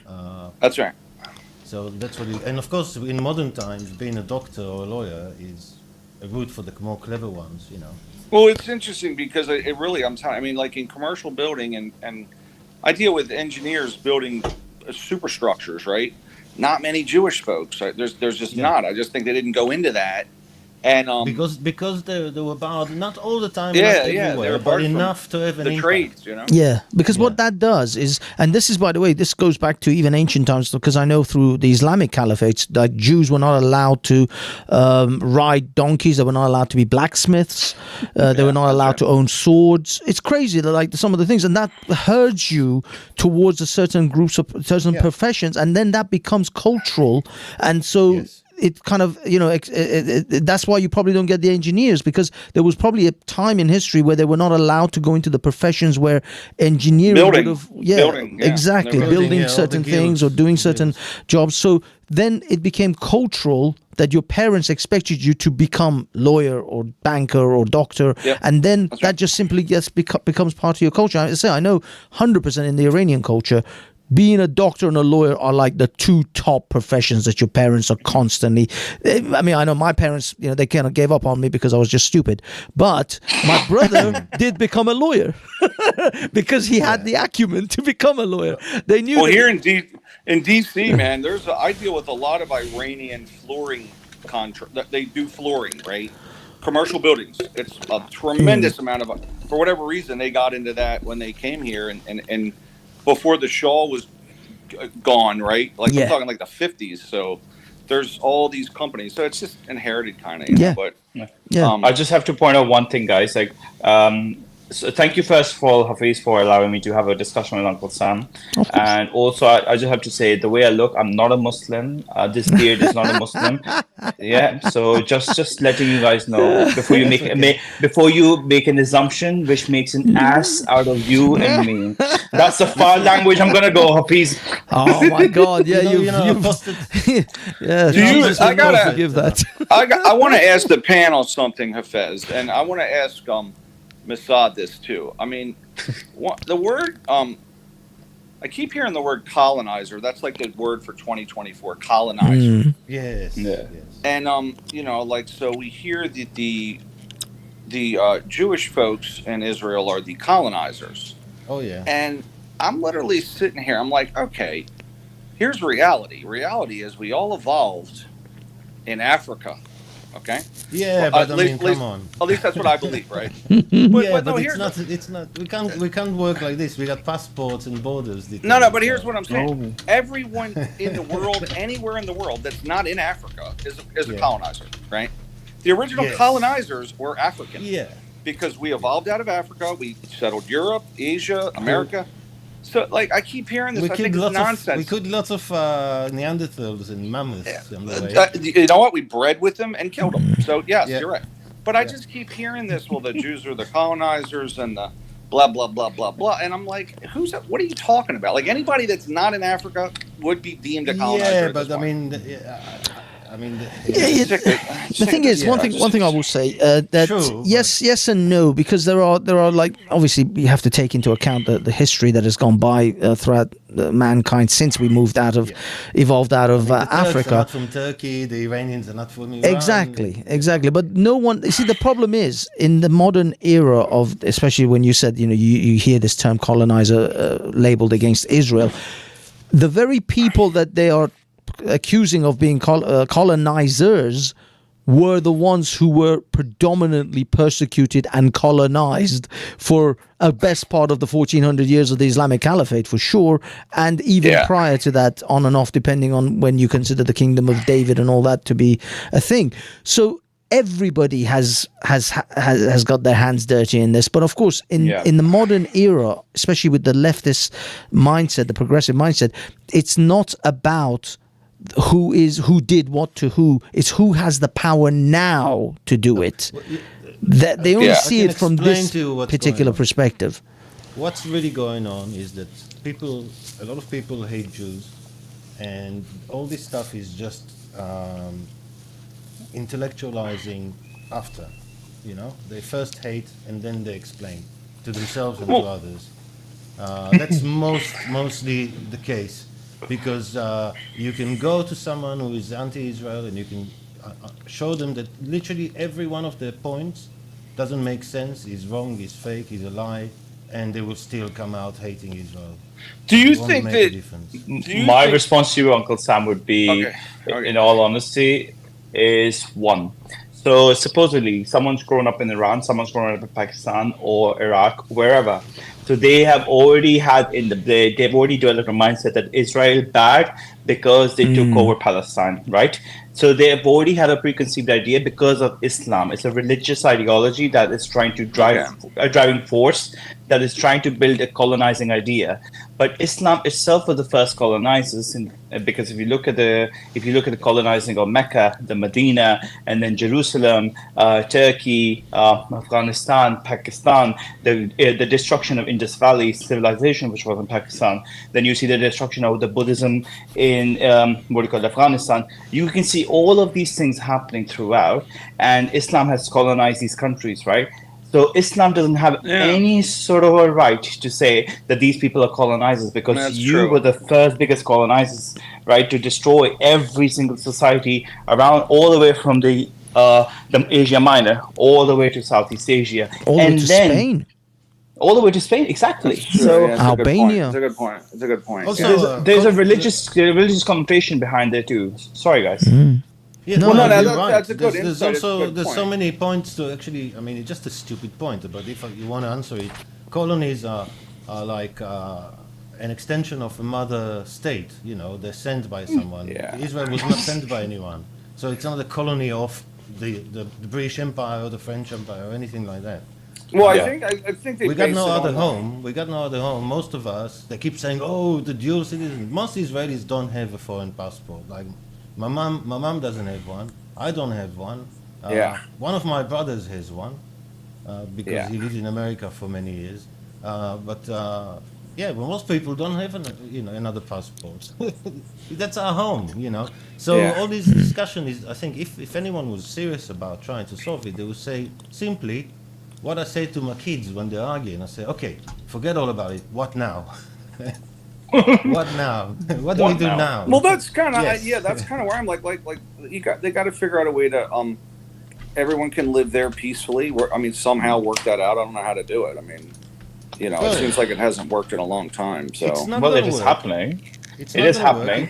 Like the Mossad, when I see people actually speaking about Jerusalem, who ever have visitors, especially, they always say that somehow the Muslims, the Christians, and the Jews are somehow living together in a very pro-religious society, right, in Jerusalem. So when I see that, it's sort of somehow. It's not somehow. It's so how. It's not.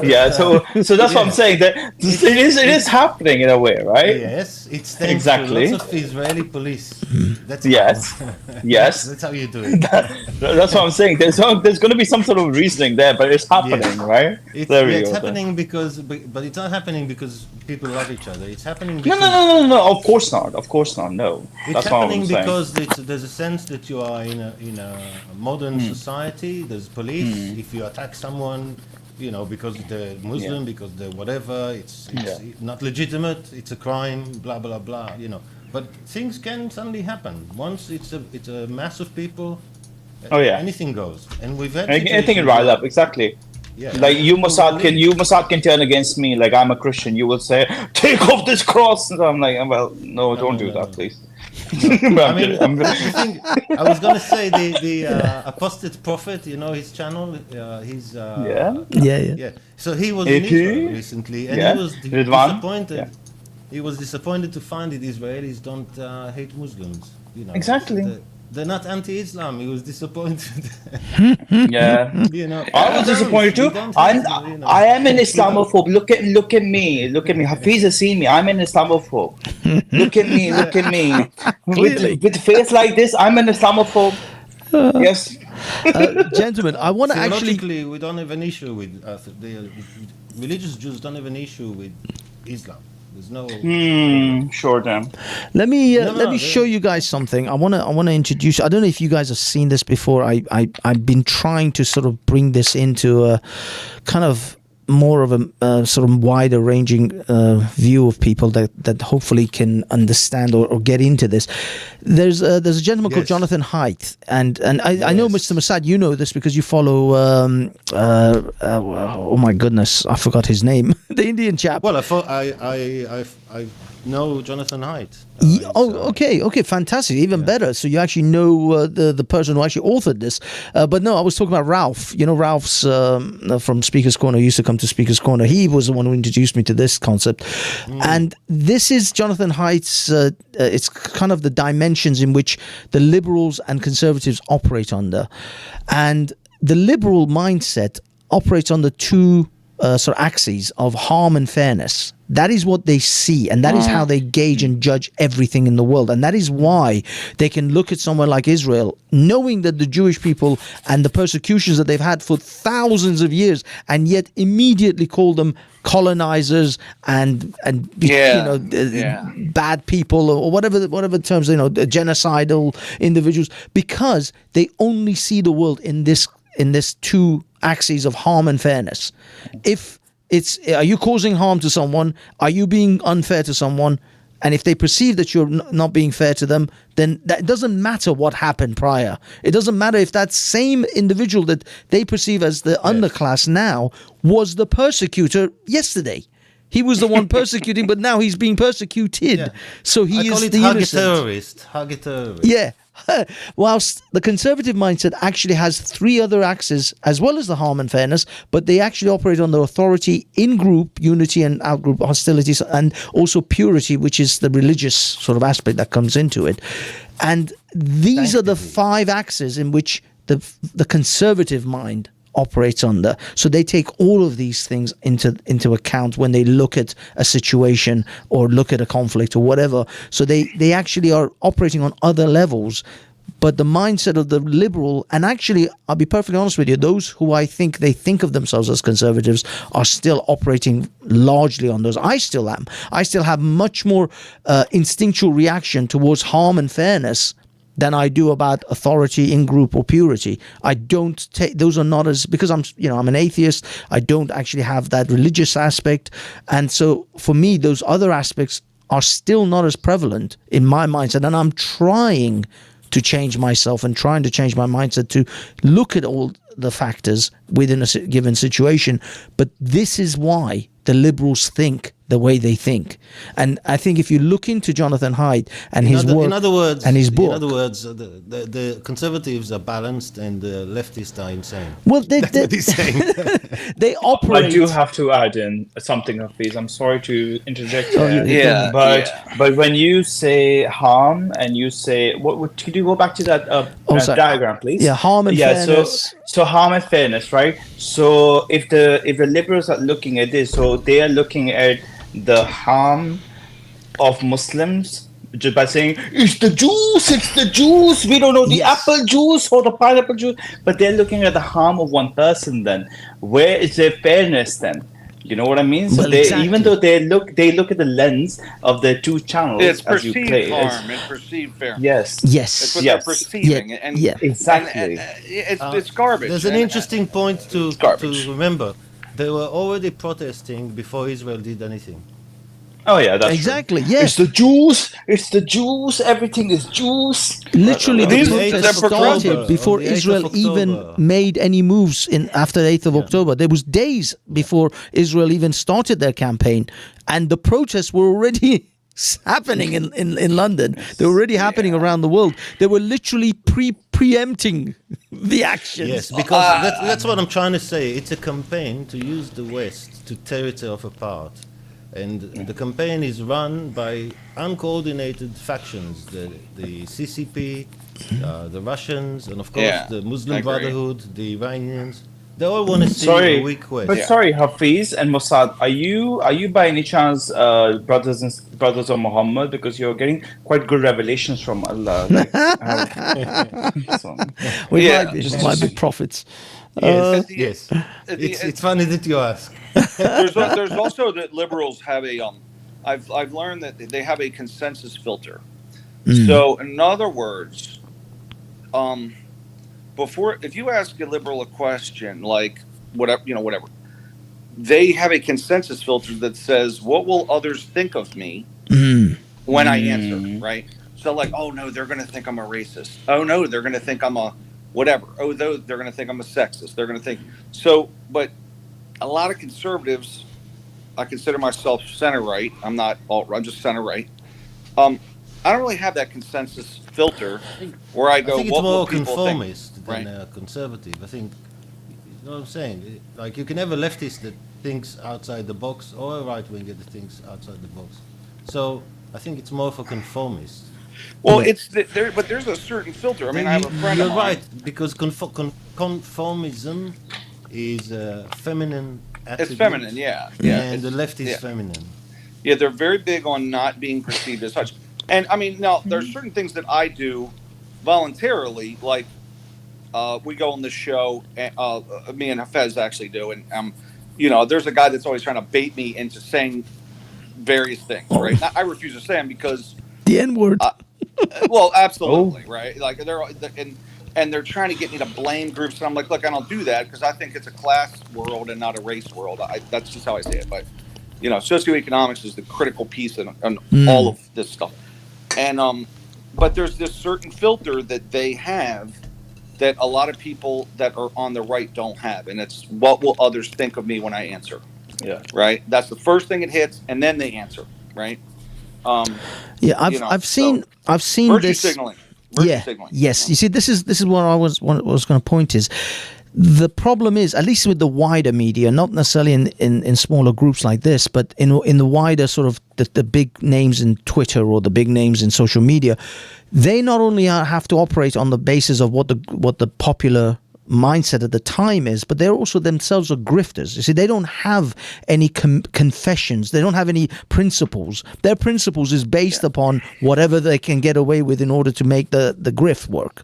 And so they will shift their principles very quickly. I mean, you can actually see it in real time when it comes to, for example, the trans issue, when certain groups are now becoming much more prominent in that sphere where they're pushing towards women's rights and women's sort of safe spaces, and these grifters suddenly start to you just like, wait a minute, yesterday you were like, I will kill anyone that says anything bad about the trans women are real women, and now you're oh no, we must protect women. It's like, what the hell? I wanted to say something about this Hamza situation.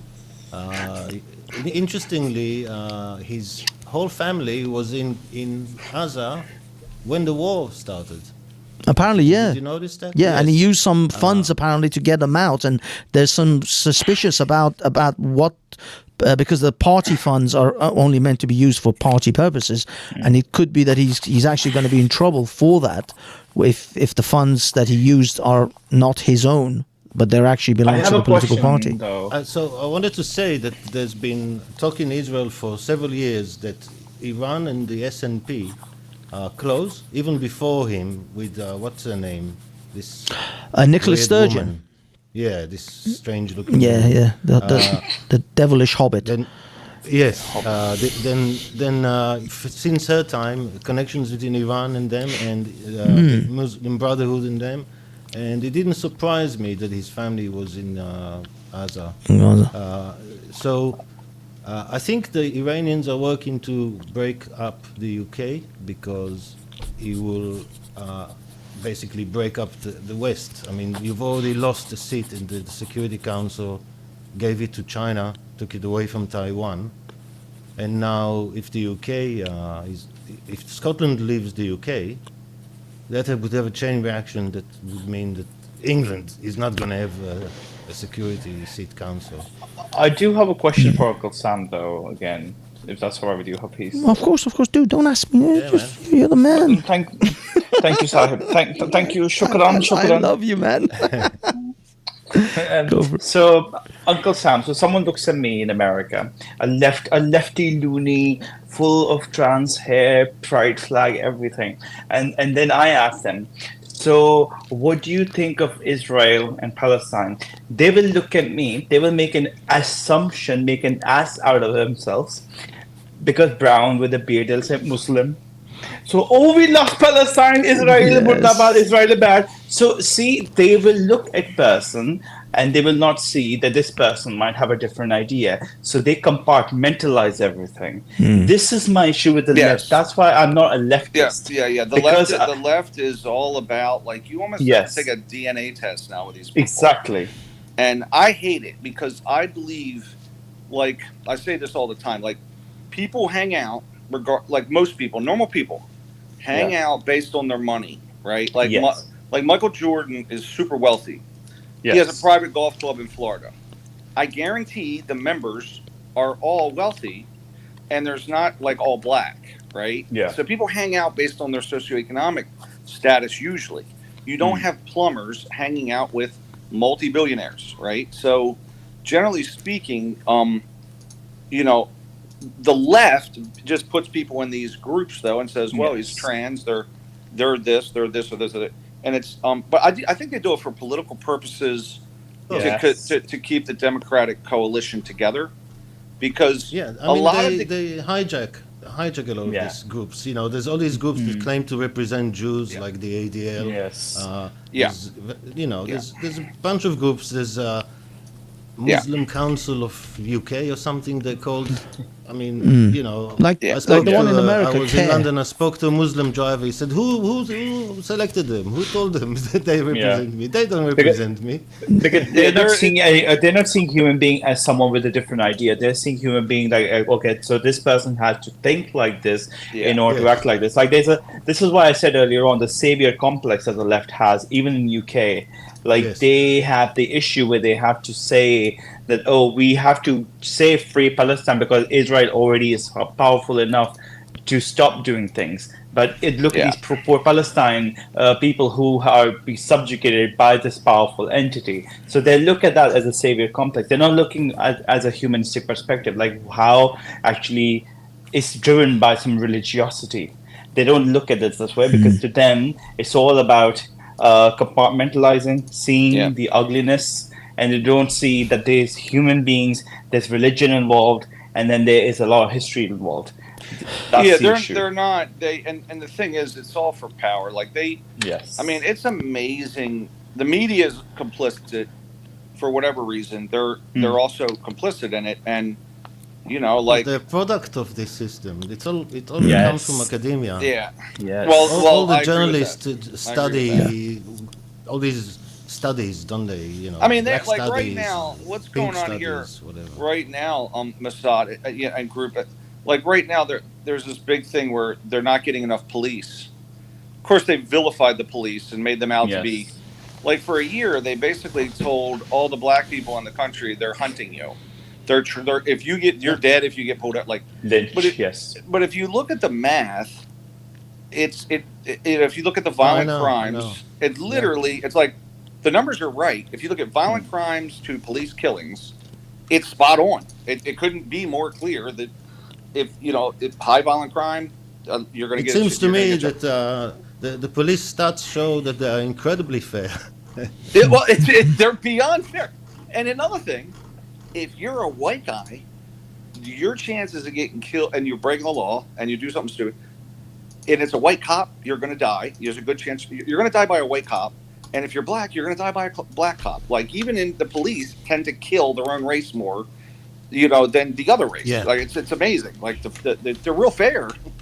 But the left-wing media literally has, like, at family dinner tables. That's what I said about people trying to split you up.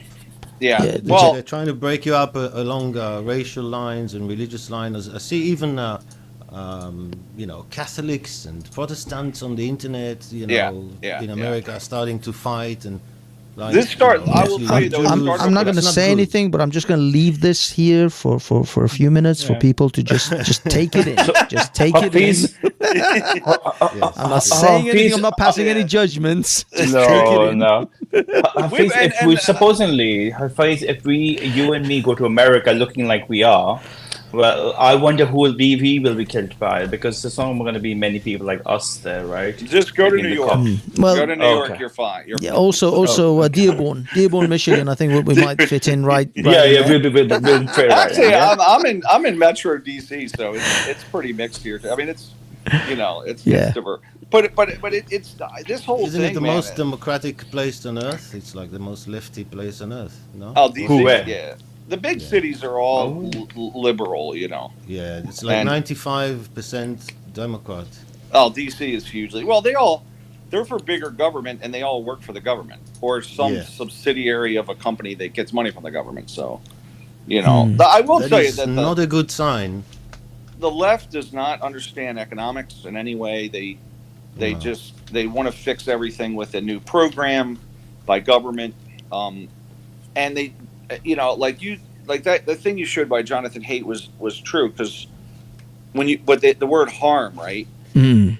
They harm so many things by government intervention. It's amazing. Yeah. Like, it is an amazing amount of stuff that they want to fund. Like, they'll put a bunch of money into something like, we need more people to be able to buy homes. So they start pumping money into that system somewhere. Like, maybe it's subsidies, maybe it's interest or whatever it is.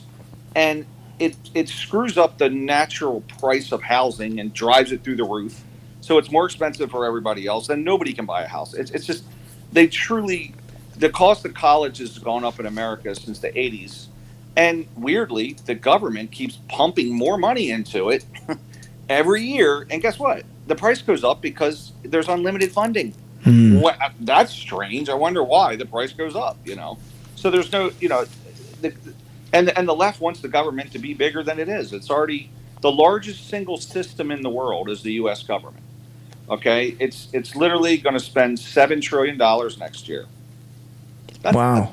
Just the government, just the U.S. government, right? I mean, think about how much money that is. Think about all those billions and millions added up. It's amazing. So, Right, Uncle Sam, a question for you, by the way. So when you look at the Biden now, an old age care home, White House. Sorry, my bad. So how do you feel as an American now? I want to sense your unfortunate. If it is mature enough. Yeah. If that's all right with you, could you please make us enlightened with your emotional issues that you're feeling as an American? deep sadness.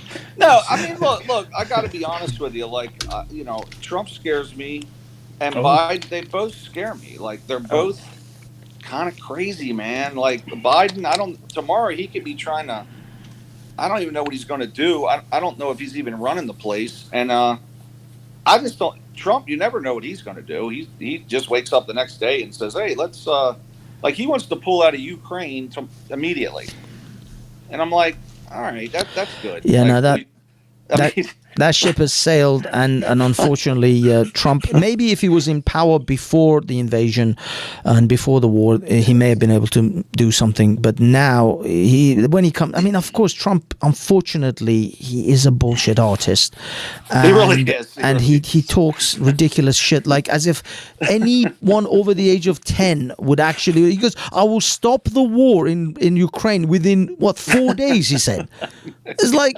What are you talking about? Are you on this planet, or are you talking? Hafiz, you just have to look at the names, right? Hafiz, just look at the names. Unfortunately, just look at Biden, Ramsey bedridden, Trump. Sounds like fart. You know what I mean? So I mean, it's the saddest Trump. thing. Yes, these are the best we have to offer. This is the best. Yes. Look, it's always like this. We're sorry for you Americans. The best we're of sorry the for you worst. Americans. 2020, I was on the Sitch and Adams show, and I said to them, Trump brought us peace, and Biden will bring us wars, and that's exactly what happened. Yeah.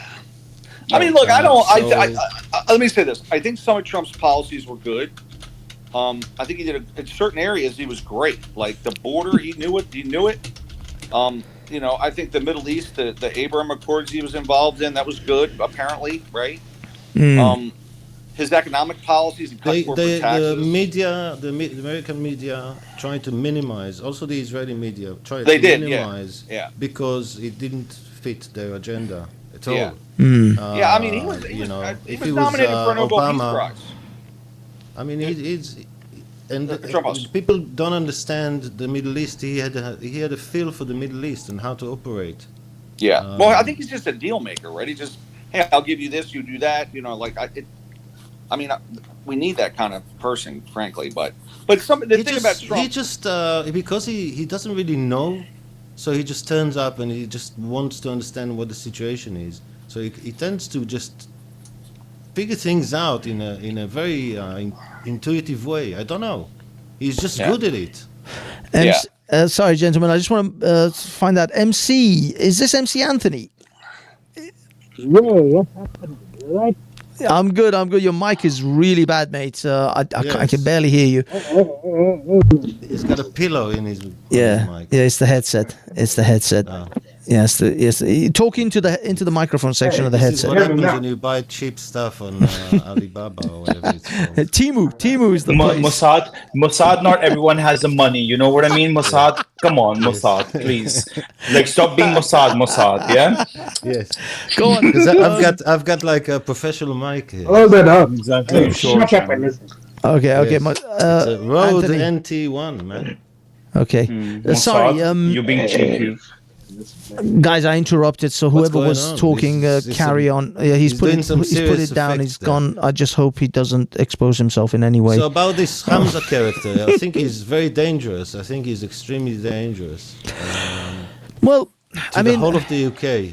The only comfort that we have is that he probably won't be in power for very long, but certainly not by the end of this year, because there's a good chance Scotland will vote in Labour, and Labour will just sweep the whole country. That's the only saving grace we may have, because the only reason that the Scottish National Party is running Scotland is because the Scots voted for them instead of Conservative, because the Scottish people just despise Conservatives so much that they will rather have Hamza Yousaf as their head of their country than a Conservative, member of Parliament, or someone like Rishi Sunak. I'll be honest, no one in this country wants Rishi Sunak. Rishi Sunak would lose to a piece of wood. It looks ridiculous, that we look at all the big names in British politics and there's no one English there. There's not even anyone Scottish. There's no actual Scots, Welsh, or Irish or English running this country anymore. Mossad, let me put you in a perspective. Browns are taking over UK because what they did in Pakistan and India, remember? There you go. This is what I said. This at the top of the show. I said the colonizers are now being colonized. This is how the worm has turned. This is payback. Now you get in Mossad. Mossad, you need to think more. The chickens have come home to roost. So what we need to do is Israelis say is basically our forefathers, our granddads, immigrated, and look how they treated the immigrants, these Palestinians. That's pretty much it. Okay, let's bring in MC. MC, how's it going, dude? What's going on? Tell me. Can't hear a word you're saying, MC. It's muffled. Yeah. It's just mumbles. Muffled to the max. Yeah, it's worse than actually before. Yes. What did you do? Where did you stick those earbuds? Because I'm just guessing here. I'm just asking questions respectfully. Can you hear me? Can you hear us, MC? No, I think he's given up. He's just smoking now. Yeah. MC? So no. Okay, move on. What are you going to do about this Hamza character? We got to get rid of him. When is he going? As I said, he's the only thing we have is at the end of this year. Send him to Gaza. Well, I mean, he may do that. I don't know, because he's not going to be in government. Let's put it that way. He will be probably like a backbencher, or one of those just people in the Scottish Parliament. But most likely, Labour is going to be the one that's going to run Scotland, Wales, and Britain, England, when this all is said and done. Very, very racist guy. Very dangerous guy. Yeah, I mean, this is the weird thing. Can you believe that he is the head of the Scottish National Party, which everyone in this country, like if we had the English National Party, which actually we did, it was the British National Party, they're considered extremely racist right-wing group, and no one is sort of in support of them anymore. And it's the same with any national parties. I mean, there was a famous one. There was the National Socialist Party. You know, they came to power in Germany sometime back. Most people remember them. Friends of the SNP. Yeah, never a good thing came out of a national party. But the irony is that the Scottish National Party in Scotland are the ones that are in power, and they themselves they actually acknowledge the fact that they're an extremely left-wing group, but they hate the fact that they're called the Scottish National Party. Because they don't even know what they're connotation. about. All they're about is just trying to sabotage the English. Yeah, they're not really. They don't stand for anything except control, power. They don't seem. I mean, that's Who what it passed looks the like hate from- speech law?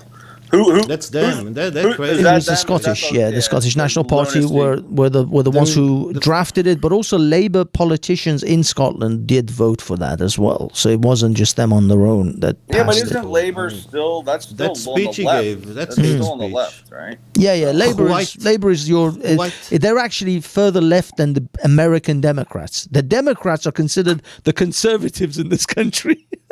Yeah. God. But in Britain, the thing is, you guys in America, you got to realize the Overton window has shifted so far to the left in Britain that leftists in America would be considered conservatives in Britain.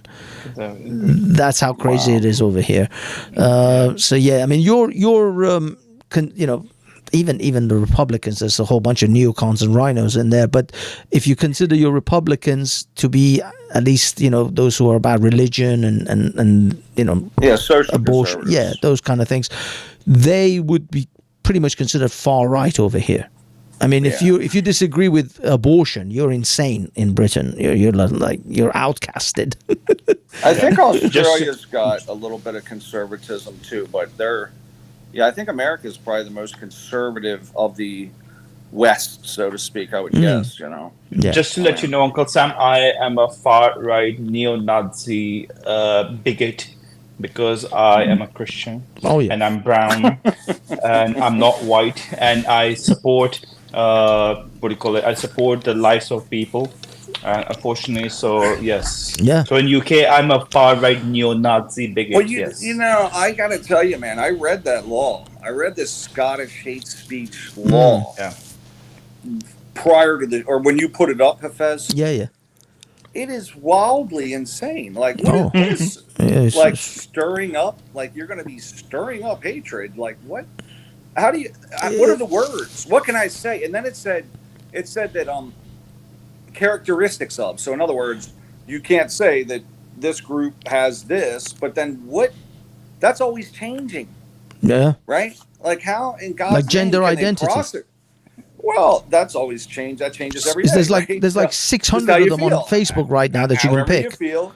That's right. Yeah. Well, I mean, so at the end of the day, so characteristics of. So, that means that an Asian person may have X characteristic, right? So then you can't say that characteristic, but those characteristics change over time. Like you say, Asians are good at math. Well, in a year they might be good at English or whatever it is. So how can you how do they prosecute people for hate speech over there? What's the deal? Well, the thing is, they do these things because they want the laws to be as vague as possible, so that the people in power at the time can then decide whether you broke them or not. It's not about clarity; it's actually about ambiguity. Just fear. Yes. You're constantly on your toes. You're constantly on eggshells. You constantly crazy, don't know man. what to I can't say, imagine. what to post, what to put. Effectively, they want you to shut up and stop posting on social media. Yeah. Yeah, Like, I mean, I'll tell you a story, Uncle Sam. I can't believe it. I read it. I'm like, I can't believe it. Like, Uncle Sam, imagine being in Britain. So someone like me comes to Britain. So if I'm a larva, I am bad. But then I become a caterpillar, I'm still bad. I go into a cocoon and I'm still bad. And then I become a butterfly, I'm still bad. So I'm bad. Did you get it, Pat? So it's unwinnable. You're just wrong all the time. Exactly, all the time. And there's a presumption of guilt, right? So. In other words, you don't know what to say because you don't know what you're going to get in trouble for. Whereas here, our approach is like, for example, if they're going to do a hate speech ban, they're going to say the words specifically. You can't say these words, right? Like right now, like with our gun laws, they'll say, here's the new law. You can't have barrels, anything under 16-inch, right? With a 16-inch barrel. So we'll just change the gun a little bit so it's legal, right? We're like, that's okay to do. Whereas there, they leave it vague on purpose so that they can.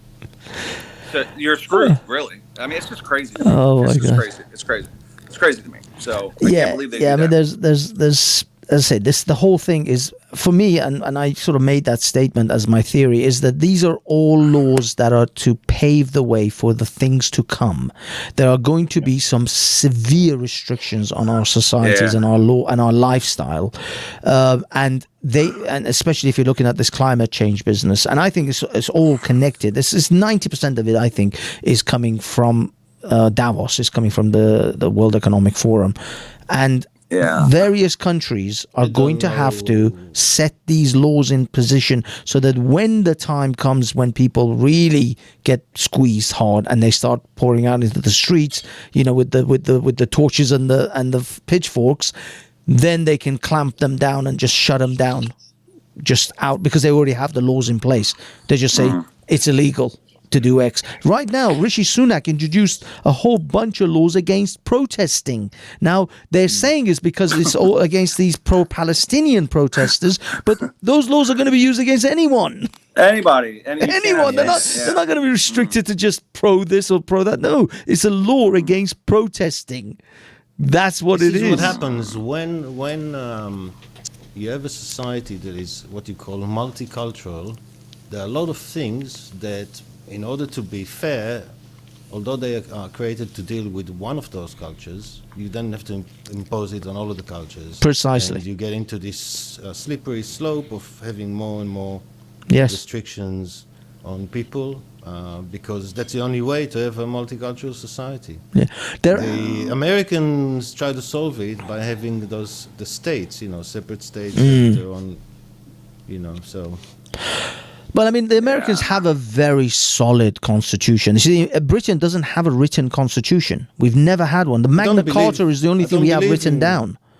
I think written constitutions are useless anyway. It doesn't mean anything. Well, I don't know. I think it's twisted. I think it's the saving grace of America at the moment. Yeah. I mean, we still have guns. We have shootings all the time. Look, we have people. We have the Bible, right? And we have very religious people, and even they cannot agree on how to interpret it, and they truly, truly believe it. So, well, I will tell you, without a good lawyer can make a yes seem like a no. It's more than nothing, though, because without that Constitution, like, we wouldn't have guns. There's just too many killings, right? So, and I personally like having guns. I want more guns, right? I think it's great to have guns because there you go. When shit goes but down, you're isolating one factor. Okay, so it may have affected the gun law badly, but it may have affected other things. You have to look at the whole picture. This is what I'm saying. I think it's at least something more than the Magna Carta. Exactly. But that's because we have to go back to that to have anything written down. Everything else was created and England evolved. Yeah, but I don't think that not having something that you can solidify, the rights of the people solidified in some document or some form or fashion, it leaves it to the whims of whoever gets elected. And that is what has happened in America, in Britain, in Canada. It's the same, by the way. Did you see how Trudeau just, boom, out of nowhere, banned handguns? He just did it. He just decided, and he had the parliamentary support to do it. And bam, he did it. If it was in the United States, they can never do that because it has to go through those processes with the Constitution. The whole idea, they hated the king, right? So they said, we need to divide up power as many times as we can. So you got the Congress divided, the president, the Supreme Court over here, the states then are another pull of power. even the military, like we have state militaries that are separate and run separately from the federal military. In case the federal military gets out of control, the state militaries will rise up against them, right? I don't think we have societies that are capable of writing good constitutions. You'll write and terrible constitutions. We should. Sorry, Mossad, but I have to say something here in regards to what you said earlier on, where the decisions cannot be made because it's because the gun laws and stuff like that. I say not everyone is going to have everything according to how they like. That's the reality of life, basically, right? In America, they will have laws. Like in Israel, you have laws like everyone has to have an army training. Not everybody's going to like it, but it is there for people, right? That's true. So that's what I'm saying. So we can't just say that for this reason, for this person's feeling, everything is right. Like even in the Bible. So in the Bible, a lot of Protestants will think differently. A lot of Catholics will think differently. Orthodox will think differently. But that doesn't make it wrong. You know what I mean? That makes it that we can have a discussion and come to a united idea of what it's like to be. So that's what the thing is, brother. You know what I mean? So please, don't be a Mossad. Be open about things. Interesting. So So I think on the whole, we want someone like Trump. We want people like Nigel Farage in control in all these countries because the whole system is left. So you need at least someone who is not leftist, just to balance it out. Yes. Yeah, that is the main thing, is that you need to have a strong opposition to and we don't really have we have essentially two parties which are both sides of the same two different sides of the same coin. That's essentially what we're mostly dealing with, especially where America, even though America isn't meant to be a two-party system, it's become a two-party system. Britain isn't meant to be a two-party system. Essentially it's a two-party system, even though occasionally we have like hung parliaments. The system you have will create the election system is a meaningless thing. Whatever system you have, you'll end up with very similar results. That's what I believe, because the parties you have now are coalitions anyway. Well, yeah, but the thing is, it's not even that. Like, for example, in Britain, this happens almost every election cycle. You'll get, what would be considered radical parties. You get radical leftist parties, radical right parties who say they want to, I don't know, stop immigration, for example. They're gonna do this and do that to stop immigration or to reduce, I don't know, some kind of deficit spending, inflation, whatever promises they make. What the main parties then do is they will then adopt those policies into their own manifesto and say, hey, we'll do that for you too.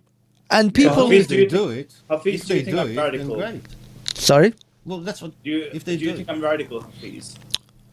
I'd be honest, I don't really know I know you're a Christian, I just don't know your politics exactly. Like, I don't really know your politics on immigration, on taxes, on various different, I mean, I would presume they align with a Christian mind and a worldview of, probably you're against abortion and various other different things which to do with religion. But apart from your religious convictions, I don't really know your politics. I don't think we've ever even discussed those things. See, that's why everyone, you've heard him. He never took out time to get to know me. Let's just put it that way. He just said, we didn't go on a date. We met at the park a few times. Next time I'll book a table with candlelit dinner and you can tell me all about it. Exactly. You should love everyone like exactly you love yourself. You want to love yourself? Yes, but sometimes I love myself in a way that I can't love you, Francis. I'm sorry. There's certain things I do to myself that I can't do to you. Okay, too much information. Precisely. Did you buy a Stephen Crowder mug? I got a cup from Stephen Crowder. Yes. Yeah. Oh my God. Yes. Louder with Crowder. Oh my God. You're part of the month club. Big up. Is he still upset about? Is he still upset about Shapiro? Daily Wire. Yeah. I think Does he over it? I think he used that situation to gain He's some such a degree of crybaby. publicity. No.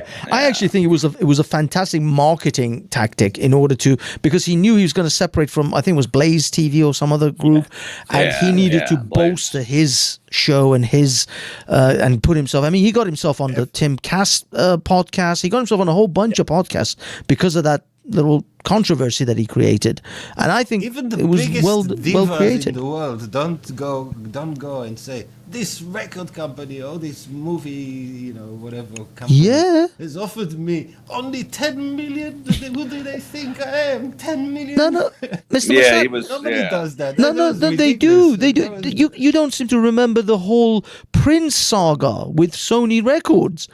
Prince had to change his name to the artist or the artist formerly known as Prince. It was not so much about the money. It was about the like who gets the rights to the music, Precisely. and stuff like this. Yeah, but what I mean is that's a big that's a big deal there, though. Yeah. I mean, you got to figure, like, right now, I think Michael Jackson bought the rights to Elvis's music.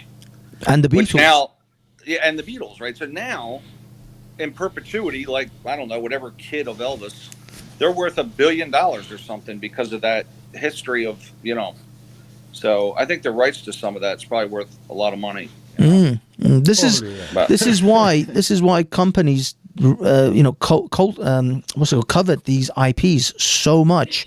I'll give you an example of something that would have been good for the fans but terrible for corporations. Superman and Batman have reached their 75-year copyright limits. Oh, wow. So they could technically be given as free domain or characters that could be used in a free domain. Warner Brothers didn't allow it. Warner Brothers put a stop to that. Now, for the fans, they could have created, so many fans could have created fan-made fiction or fan-made movies with Superman and Batman included, which would have given a huge range of different movies that would have come out. But they didn't allow it because it's a money-making thing. So it could be, I don't know, maybe 100 years before these properties will be available. Like, the Mickey Mouse character, the whistling, I forgot the character's name. Far 4. The Fast Four? Yeah, the Far 4 is a Mickey Mouse character, Palestinian version Far 4. Oh, I see.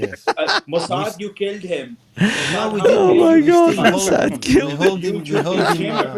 You killed the Palestinian Mickey Mouse. You bombed his home. He couldn't do his homework. Yeah, but not that one. There's a black and white Mickey Mouse character called Whistling Willie or something like that, on a tugboat, and that is now a free domain character, and so it got used in memes and all sorts of things.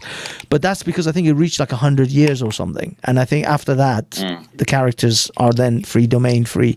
But this is what I mean about copyright issues, is that Elvis's work is probably going to be locked on the copyright for another 50, 60 years. The Beatles, all of these things, and they're not going to benefit anyone but a handful of already rich corporations and people. Yeah, so it is what it is. I think this is why China doesn't respect copyright laws and intellectual property. They don't respect any laws. They're like, we'll make it, but we're copying it if we do. Yeah. Uncle Sam mentioned Michael Jackson. You open a Pandora's box. So let me ask you one thing. Who has seen the autopsy of pictures of Michael Jackson? Ooh. Not me. They're available? No, I don't normally look at that. Yeah, I didn't. Once I gave up on him once I turned 15 or 12, right? And also when he turned white. I was like, all right, it's not as cool. He's, after Bad, I was like, all right, man, he looks like Uncle Sam, you're being Goya. Racist? Are you being racist by saying that? White? After he bleached his skin, I'm like, all right, he's turning into a real freak. So all these people in Hollywood, there's a time coefficient, right? So the more time they have, after like 20 years, man, they start to get crazy. Like, look at Tom Cruise. Yeah. There's like at the 30-year mark, these people are nuts, man. Madonna. They're crazy. Yeah. What the hell's going on with Madonna? Insane, right? De Niro. De Niro. Yeah. De Niro. So you're saying So you're saying that you used to watch him when he brought out the song Thriller, but as soon as he said "Remember the Time," you left him. Yeah, there was a point. Well, I also No, when he said they don't care about us. I was a They kid. care. Black and yeah. white. Black and white. Yeah. And also I discovered AC/DC, Metallica, Okay. Guns N' Roses, and that was it, right? So I became a teenager, and I'm like, all right, we're done with Michael Jackson. I see. But So yeah. everyone has heard. So everyone knows in the chat that Uncle Sam is a racist because he said Michael Jackson turned Yes. white. He turned So white. that's He did. gonna listen to it. I think everyone in America would agree with that. By the way, You know, there all was minorities, like there was a documentary where they asked, I forgot, I think it was Quincy Jones or one of these really famous producers that worked with Michael, and he said, America, what a great country where a young black man can grow up to become a young black boy can grow up to become a successful white man. yeah, and then start Neverland Ranch and a full pedophilia situation. Yeah, that one, Oh my that went off the Well, walls. That one. I mean, I just think they go crazy. Like he was famous at 5. Like at 5 years old, Yeah. he was in the Jackson 5, and I mean, like his whole life he was in this thing. I mean, I heard, and it could be give Justin false, Bieber like 10, but- 15 more years. Oh, yeah. He's gonna be crazier. Like, I mean, he's gonna be nuts. You know, it's Yeah. just a matter of time. Puberty Child star. blockers. He will say Guaranteed. He will say his shahada, inshallah. Do you think he received puberty blockers? Who? Justin Bieber? Maybe Michael He is- Jackson. Oh, Michael Jackson. That explains so much. Too early. It's Im- too early. Yeah, I mean, I don't know because, That explains- admittedly, they existed since forever. I those never saw him with They- facial they hair. used them for other things. They used them to actually treat people with, you know, like there's a genetic condition where you age very fast, and they use those to help these people. So these drugs existed before. For the He had cryo treatments. I mean, it was just weird, you know. But So because his voice never changed properly. he might have done it. He might have done it. I don't know. Yeah, yeah, he was. His the way he was with kids and just the whole thing was just. Yeah. I mean, he wasn't. The last great star was Elvis. Actually, Elvis is probably the biggest star. And you know, listen, the third most televised, I think it's the second and third most televised global event. Okay, like number 1 was the moon landing. So I'm sitting there and I'm like, I wonder what number. I think number 2 is like Elvis in Hawaii, like in the world. Like Damn. more people in the world. Well, I mean, watch this the thing stupid is, you could really say number 1 was Elvis, since the moon landing is clearly fake, and it was recorded in a studio with that director. What's his name? Yeah, exactly. So Yeah. he Yeah. actually prefers gyrating Elvis. If we're talking about the same guy, Mm. about Michael Jackson. You got to see the movie Elvis. You got to see that movie.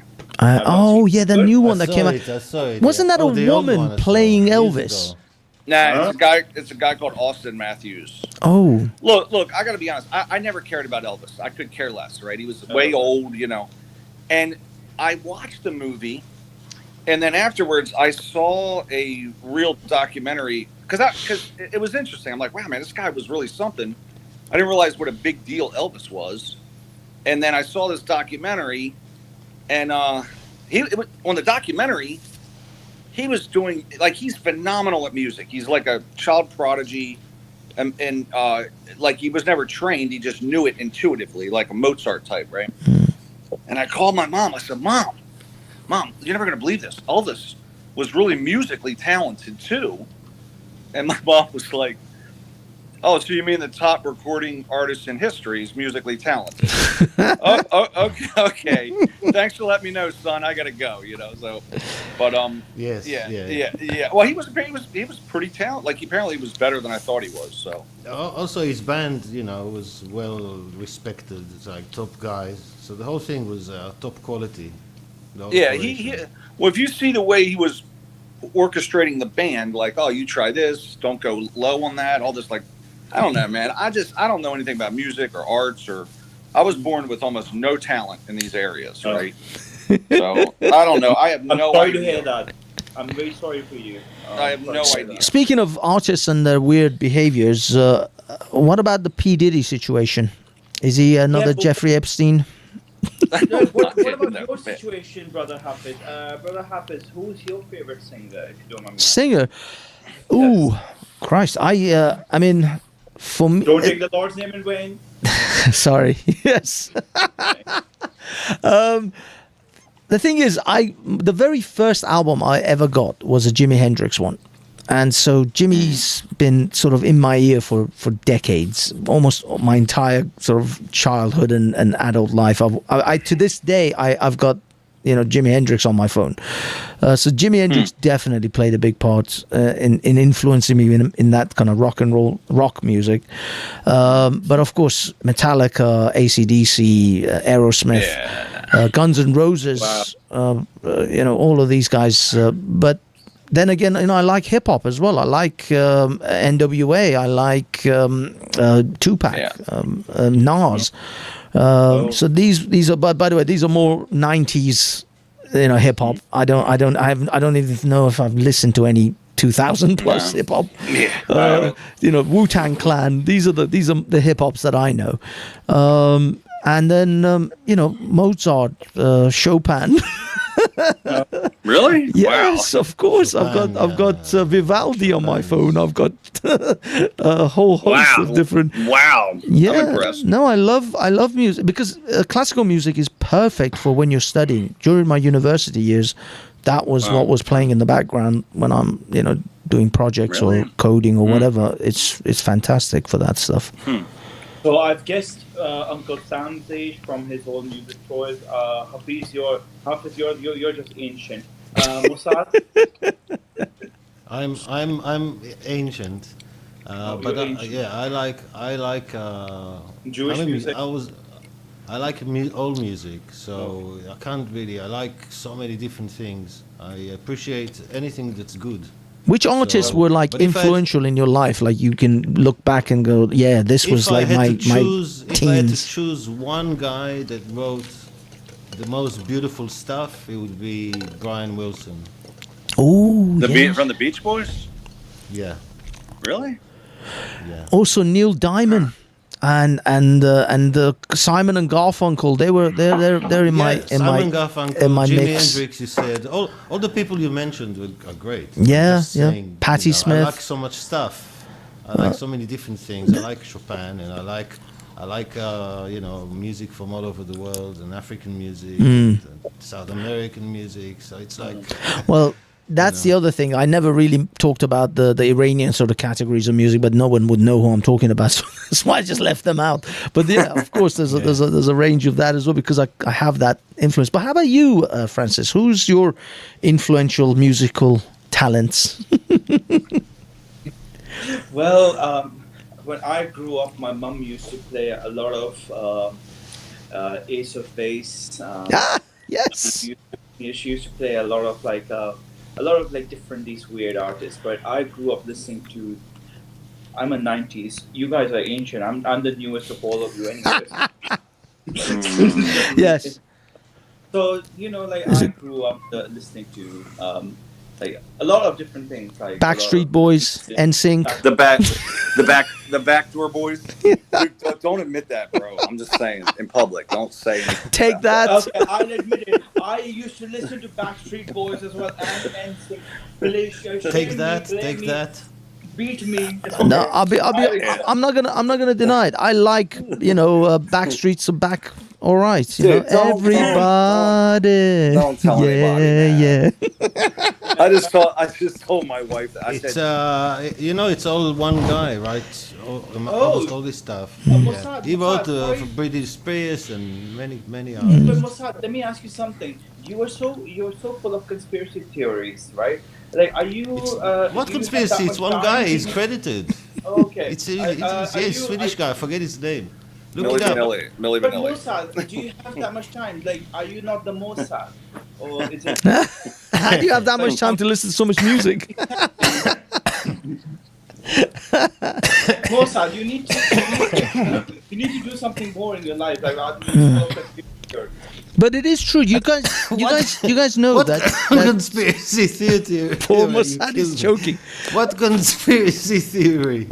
But you guys, I see 5 men and I see 5 people in Backstreet Boys. So you think that one person, so everything my eyes saw is a lie.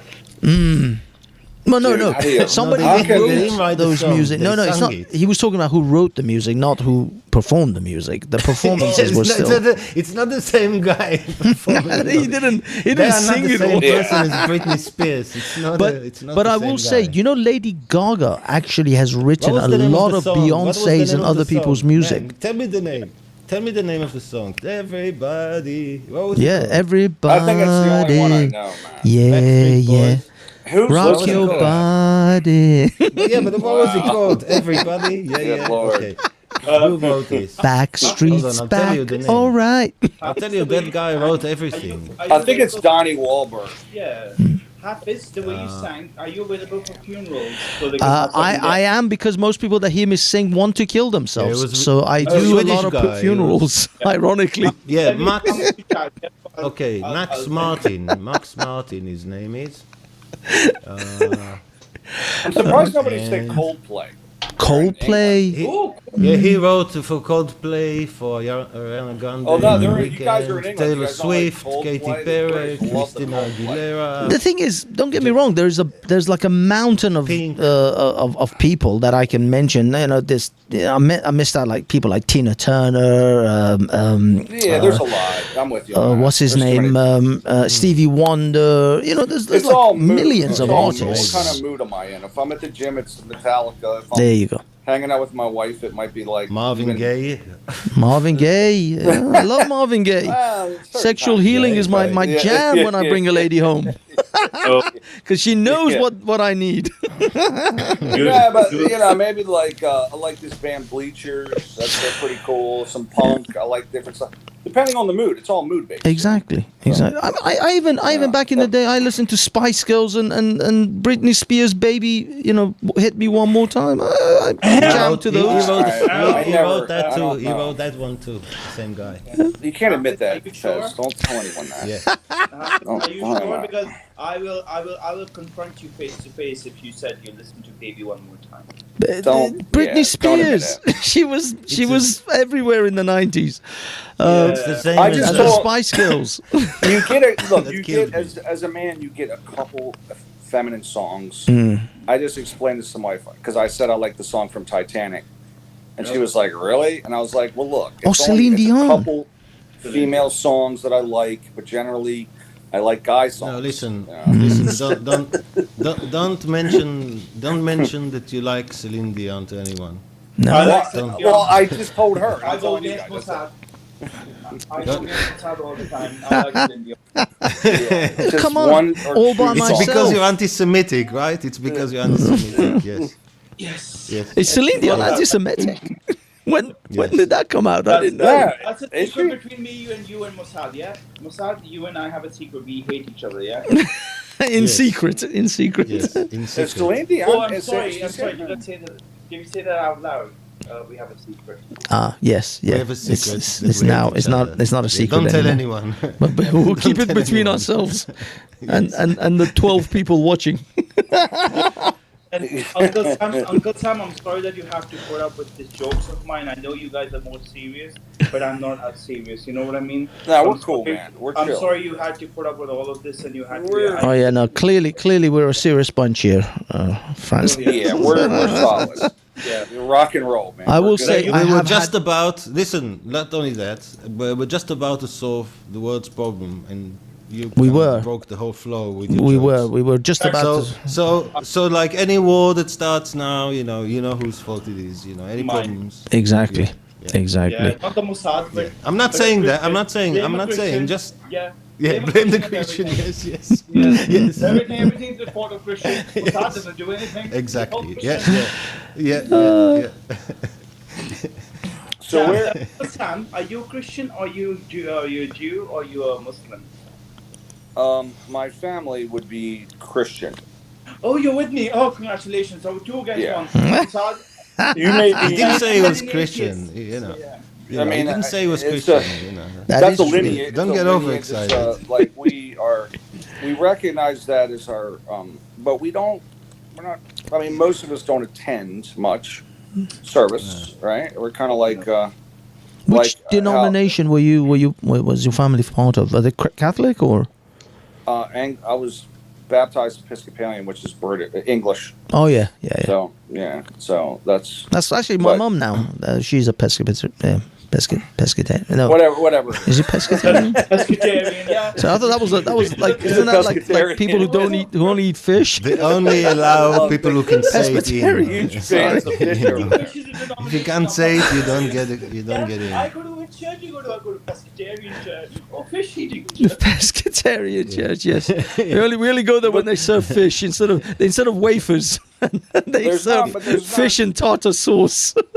There's not many really religious people, like religious, really focused on that. You know what I mean? Like, do you not see me, like Uncle Sam, like religious Christian? No, I'm saying in America, like we got. You're a typical Christian, you know. Yeah, it's like a hobby kind of, you know what I mean? So the holidays. Mossad is influencing America now. Is that what you're saying? That's what it is. Yeah. Actually, how Mossad described the Jewish people, it's similar to that in that it's more of an ethnicity, I guess. It's more of a community. You know, it's like our lineage, but it's not really what we do all the time. You know. So. You know, we're not really locked in on those things. We love the holidays, though. It's it. Yeah, Christmas, Easter, and weirdly, St. Patty's Day in America is huge. Everyone claims Irish ancestry, yet no one. I mean, I'm like, there's not that many Irish people in this country. It's ridiculous. It's the dumbest thing I've ever heard. My dad tries to claim some Irish ancestry. I'm like, Dad, there's no Irish names in our whole family. Literally, we're British and German and French. Like, Dad, there's no Irish people. Why do you keep saying we're Irish? Like, he wants to be Irish, but we're not. He wants to adopt. Maybe he's an honorary Irish when he's drinking. They love the Irish. I'm like, what did the Irish do? The Irish didn't do anything, Dad. They got name a great art. Like, there's no great musicians, no artists, no. Excuse me, Ed Sheeran. Ed Sheeran. Is Ed Sheeran Irish? I'm sorry. There's and also there's the more kind of Lennon McCartney. Exactly. Lennon McCartney. Are they Irish? They're British? They're from Liverpool. Yeah. But the Liverpool is the Irish names. Oh, they're Irish. Well, I know McCartney could be Scottish. It could. That's right. I believe he's Irish originally. I see Irish heritage. Let me tell you something that I just found out. Speaking of the Beatles, okay, I'll tell a real quick story. They wrote good songs, these communists. Listen to this. This last weekend, my stepmother, my father's remarried. His wife says that in the basement of the house, she has a signed. The first time the Beatles came here was 1964. She says, "Yeah, I have a signed album from the Beatles from the concert at Met Stadium." With all the signatures on it. It's just somewhere in the basement, and I don't know where it is, but I used to play it all the time, so it's probably pretty beat up. And I'm like, I said, hold on a minute, what did you say? I said, back up. She says, yeah, it's down in my records down there that I saved. I said, so you have all 4 Beatles from just John Lennon's autograph on a napkin's worth like $5,000, right? Like 5,000 American dollars. I said, you have all four on an album in the basement somewhere. I can't believe this woman. They're just laying around. It's probably got the cats down there pissing on it. I'm like, are you kidding me? So I'm about to go over the house this weekend, and I'm going to tear that basement up because I'm going to find it. Because it's probably worth about $50,000, man. Easily. I'm going to go raid it. Now you see Mossad, this is what we call in the Bible, in the Old Testament, idolatry. Look, I call it cash. Okay? Yeah, capitalism. Capitalism. She tells me this. I'm like, are you kidding me? And she's acting like she's like, yeah, it's really beat up though. I played it a lot. I'm like, It doesn't matter. The signatures are on the album. 4 of them. All It's 4. crazy that album. Yeah. I mean, how many are out there? So you know, she went to Shea Stadium in 1964, whatever year they came there, and she had a backstage pass, and they all 4 signed this album. So this next weekend, I'm going to find it. If she has the pass, that pass would be worth a fortune. That absolutely. I'm sure she doesn't have. I'm sure she doesn't have that. But she's got this album signed from their first time at Shea Stadium in New York. So, Uncle Sam, I do have to say, if you find it and you get really rich, like a billionaire, I'm not that old, so you can adopt me. Yeah? Is that right? Can we make that pact? How old are you? I don't want to disclose it, but I'm nearly in my just early 30s. That's too old. No, I didn't. Oh, he's a young whippersnapper. But he's very immature. I'd be a teen I'm father. very mature. Yeah, I'd be a teen father. I can't. I don't want to be a teen father. Okay. I would have had you as a teenager. Okay, be my grandfather then. Just adopt me. Adopted. Absolutely. Just My daughters get all that billionaire. Yeah, just let me know. My daughters would say, "Who's this guy? He's my new brother." Yeah, just. He's an adopted. He's your new brother. Yeah, but I'm brown. But I don't even know what country he lives in. But hey, actually, you know what's funny? It's even better diversity. Exactly. You're going to introduce some. We are more diverse family. Look at the brown man in the white. Yes, exactly. DEI in the family. If anyone says anything, if anyone calls you racist, you say, "Man, I got." Look at this guy. I adopted this 30-year-old man as my son. Does it give me carte blanche license to make as many just jokes of whatever ethnicity you are? What ethnicity are you? I am a Middle Eastern and a Persian mix. Actually, I can't make jokes about it. It's too complicated. It's too you need a more persecuted. Choose one. From a more persecuted. You need to be from the Persians were conquerors mostly. You need to be from a more persecuted group. Yeah. Okay? Oh. And then I would take you in immediately because I could just. I'm sorry. I say I'm very persecuted because people think I'm a Muslim because of my Jesus Sunnah. There you go. Nah, there's a billion Muslims. You're fine. They're not... 2. Some people say 2 billion. Yeah, but look at me as a victim. I'm a Christian. I wear a cross. People think I'm a Muslim. Then I treat it like a Muslim. There you go. Actually, in the Middle East, that might be persecuted at this point. It's huge. Not in Israel. Persecuted in the Middle East. Like, look at the Mossad. Mossad will persecute me just because I'm Christian. Yeah, all the time. I think all the time. I did just get into an argument. All the time. I got into an argument with my nephew recently because he is a 22-year-old progressive, and he told me that, and I said he's on the Palestinian side. I'm sorry to hear that. Yeah, well, so mentally unstable. Yeah. He's a TikToker. Oh, so that's why. I'm much more sorry to hear that. Oh, yes. Yeah, actually, it's very bad. Yeah. But I said, I said, so you're for the. I said, so Jews Tyler, made him that way. Ask Nick Fuentes. Well, I said, Tyler, I just want to confirm that you're down with the Trans for Palestine movement. And he's like, absolutely. And I'm like. He does. I was like, you think that's gonna? You think that's gonna wash over there? That's gonna work over there? And he's like, absolutely, no problem at all. I'm like, no, that's not gonna fly there, buddy. Ryan. The good thing is you can tell him that you can be a trans for Palestine and go to Gaza because there are no more high-rise buildings in Gaza for them to throw you off. That's a good point. That's a good point. The special word is fly. Don't fly. Yeah. Because I actually found this image of a sign that says "sex workers for Palestine." I actually was going to use it. I think I used it as a thumbnail somewhere, and then I took it off because I thought YouTube might have an issue with it. But yes, there's literally signs people held saying "sex workers for Palestine." It's insanity.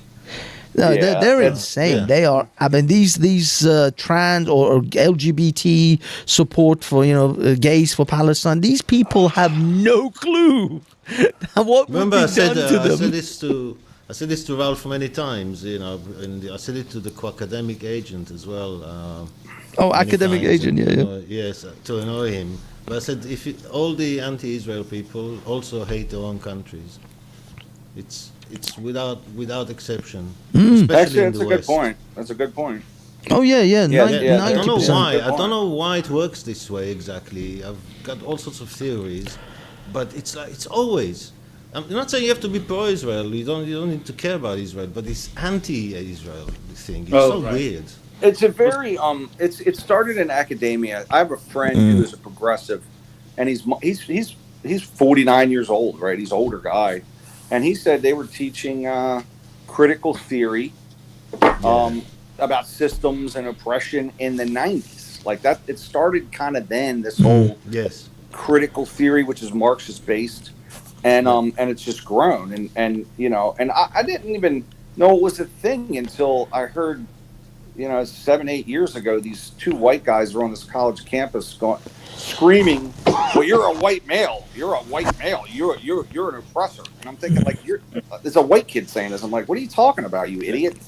And now here it is, like full bore, just. Well, it reached critical mass once a couple of generations were indoctrinated into it. So it takes a couple. They have to start in the 90s in order to get those millennials and then the Gen X's, Gen Z's into it. The Gen X's, like I would imagine most of us, except probably Francis, are in that category. So we clearly we missed that boat. I missed the boat, yeah. Yeah, and then we they brought didn't it even know about it. in the Gen X, the millennials mostly, and then after that, the Gen Zs. But it reached critical mass now because those generations grew up with it, and now they're ready. They're essentially the foot soldiers. They are now primed to go out there and spread the word, if you will. And even in the light of like information that says that their ideas are bad, like defunding the police and things like that, which it's killed a lot of minorities. Like defunding the police has put a lot of minorities have died because of this, right? Like tons of them, millions. I right? have to raise my hands up and say that sorry, my generation has skirted upon America. Actually, if you're a millennial, like that. I do. So don't blame me, please. Millennials are just the worst you group of people. You're triggering me. You're offending my feelings. I am triggered right now. I can imagine. And now the millennials. The main goal is trans rights, even though it's a small percentage of people. And I listen. Last year I went to Australia and they got the LGBTQ trans issue correct because they just do it, and then it's not like they have a lot of promotion. It's not all over TV. They don't have flags everywhere you look, right? There's just people that are gay and people that are trans, and they walk around. You don't even know who they are. It's brilliant. It seems like it's working great, right? I could care less what these people are. I don't care. I don't care what people do. But it's like they don't just pound it into the society like they are were in my country. Well, the thing is, Ryan, you see, a lot of this stuff does start in the US. I mean, a lot of the woke stuff, it all kicked off in US and then it migrated to Europe. I'm sorry for that. But unfortunately it's this because America is kind of a trendsetter in a lot of these. It could be just Australia is just slightly behind the curve at the moment. That's probably what that is, because New Zealand, they are insane in New Zealand.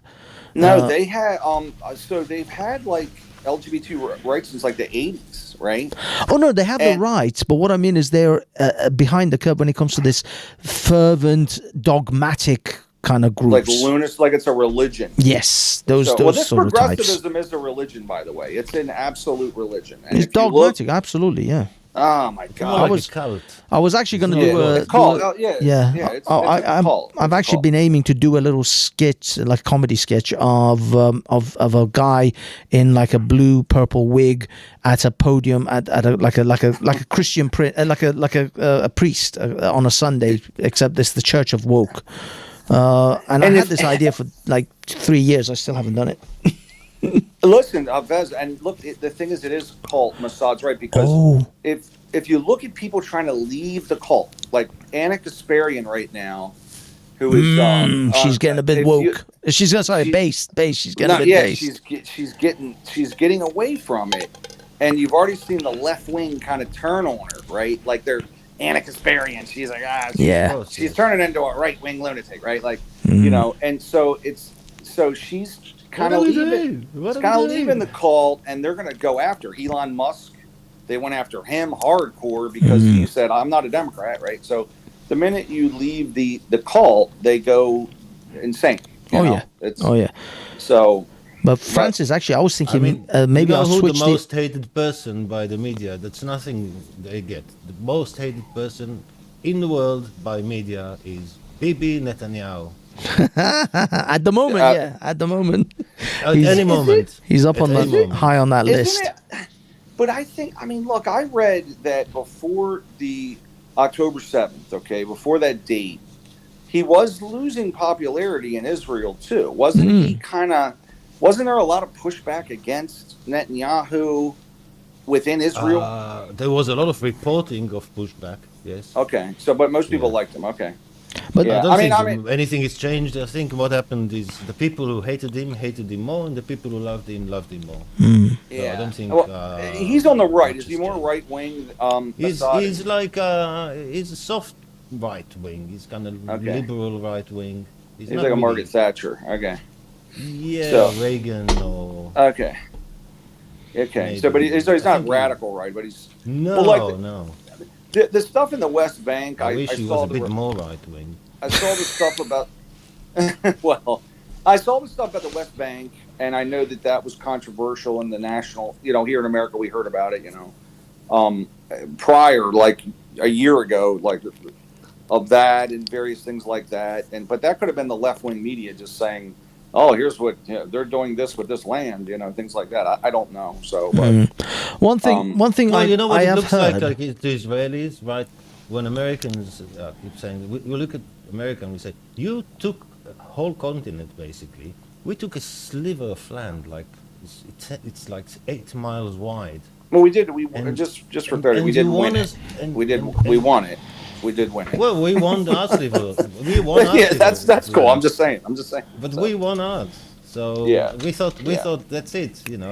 You got yours, we got ours. So and we won in a defensive war. We didn't even start. So the territory is 48.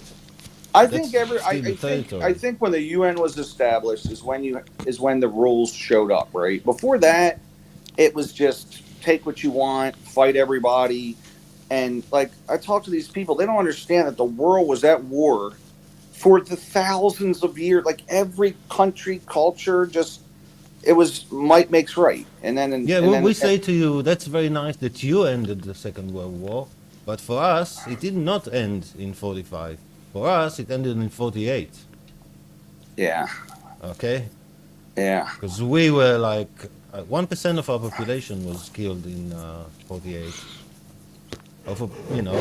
So another percent of a population that already had the Holocaust. I think so people, we had enough at that point. I think a third of the world's Jewish population was killed in World War II. I think. Yes, and another percent of Israeli population killed in 48 war. Oh, well, was that? Because I know that the Jewish people were resettling Israel in the even the 1800s. They were moving back, and they were everybody was getting along. I think, right? Weren't they getting along for the Palestinians and Jews were getting along really well for a long time? By staying away from each other mostly. Yes. Okay. But it was clear who runs the show. The Muslim had the power. So the Ottomans. The Ottomans allowed it to a certain degree. Okay. But there were always Jews. I mean, Jerusalem was majority. What would they want to have the capital? In Jerusalem, the Palestinians. That Jerusalem they talk about, it was majority Jewish until 1967. Huh. Interesting. But I think until 48. I'm sorry. The thing is, this is the thing with Muslims is as long as they run the country overall and they dominate the political landscape, then it's okay if a certain area is majority Jews or majority Christians because they run the overall country. But once they lost that sort of position of power and the Ottomans were ousted and British, so the Brits took over, then. Now, in the sense, if you fast forward in time, the Muslims are clearly powerless. They have no real power and ability to invoke their will in that region. Well, Biden is feeding Iran, you know, and they're going to have nuclear power. Well, yeah, I mean, that's. I hope. I personally hope they don't get nuclear power. Iran, with the current regime, with nuclear armed mullahs, is a seriously bad idea. Well, they've got Kerry, you know, John Kerry. He's in I their will pockets. tell you though that the craziest thing about Iran is like all the Iranians I've ever met are very, I mean, and the ones because these are the ones that left. they're very very Americanized, right? Yeah. Like, but I think they were Westernized before though, weren't they? Yeah. It's that's just the the thing. regime. It's a Yeah. small percentage of the people are running the place that are lunatics. A lot of them are Jews, by the way. A lot of the Persians in America are Jews as well. That's true. That is true. A lot of Iranians are Jewish Iranians who came out in the 60s and Not the 70s. majority, but a lot. And yeah. Considerable number. There's quite a lot of Jewish Iranians who went to Israel after Israel. Yes. After like we 48. got one at the moment in the media. He's like, you don't know if to take him seriously or not. He's a Jewish Iranian? Yeah. The thing is, Jews have been in Iran since the time of Cyrus. This is like 2,000 years ago. And we have like documented evidence of this. It's in the Bible. Three sides. The Greeks also wrote about it. The Persians. The Jewish diaspora, like I just read this a couple weeks ago, that there's a place in Russia called the JAO. Masad, you might know this. Mm-hmm. It's the Jewish Autonomous Zone. Yes. In like the eastern, it's like next to China, like all it's the way one on of the. Stalin's. Yeah, it's one of Stalin's schemes. It's supposed to be a safe haven for Jewish people, right? Like, and it is like next to China, and I like. Do you know when if the Chinese built a safe haven for Christians, would you like to go there? No. Yeah. I don't want to go. No, I'm not doing that. A few people did fall for it and went there. It's terrible. It's a swamp. It's a terrible place. There's still people there. There's still like a Jewish population there. It's only like 1,000 people or something, but it was. I mean, even into the 80s, it had like hundreds of thousands of Jewish people, and then I don't know if hundreds of thousands. No, less. Well, that's what Wikipedia said, but I don't. Okay. But I just thought it was crazy because I'm like, hold on, what? They got a Jewish zone? What are you talking about? Right now, I looked it up. I couldn't believe it. I read it somewhere, and the JAO, the Jewish Autonomous Zone in Oblast. You know, in Russia, their states are like Oblast, right? But I was like, that is crazy, man. So, it basically it was like some scheme to get rid of the Jews, you know. It was allegedly I thought initially he said it was a safe area because of the persecution, you know. But but he was causing the persecution. So Stalin wasn't a very honest person. Well, he was part of the persecution. He was part of the problem. But I mean, you know, communists, you know, they always create problems and then they create solutions that create more problems until the whole thing falls apart. Not many people know that Israel played a very important role in the end of the Soviet Union. Oh, right. Yeah. What happened was the Soviet Union was considered impenetrable because of the S-300 systems they had in the 80s. The Americans believed that they could not get the fighter, not the fighters, but the bombers across those, you know, over the lines protected by the S-300s. And the IDF destroyed all the S-300 in a few hours in Lebanon. So using American equipment. So it was basically a demo to the whole world. I mean, we're buying equipment from you guys now. We're buying certain systems from you guys. So but we're still using American equipment. But the point is that it was a great demo of American power over the Soviets because it showed, and it was against the expert opinion, it showed that the S-300 were more talk than action. When it came to it, the American technology with some good pilots, destroyed them within hours. I mean, it's a famous battle where 100 Israeli fighters went out against 100 Syrian fighters. 95 of the Syrians were downed, and no Israelis were downed. Wow. The S-300 could not help them. And it's also the first battle where they used a real-time drone. So a drone with a real-time feed to HQ. It was the first time in history. Wow. Back then, back in the 80s, sorry, 90s. 82. 82. They were using autonomous. Damn. This is the thing. I've always known that the military and the governments have technologies way ahead of anything that we have. Like, this was a private company that did this.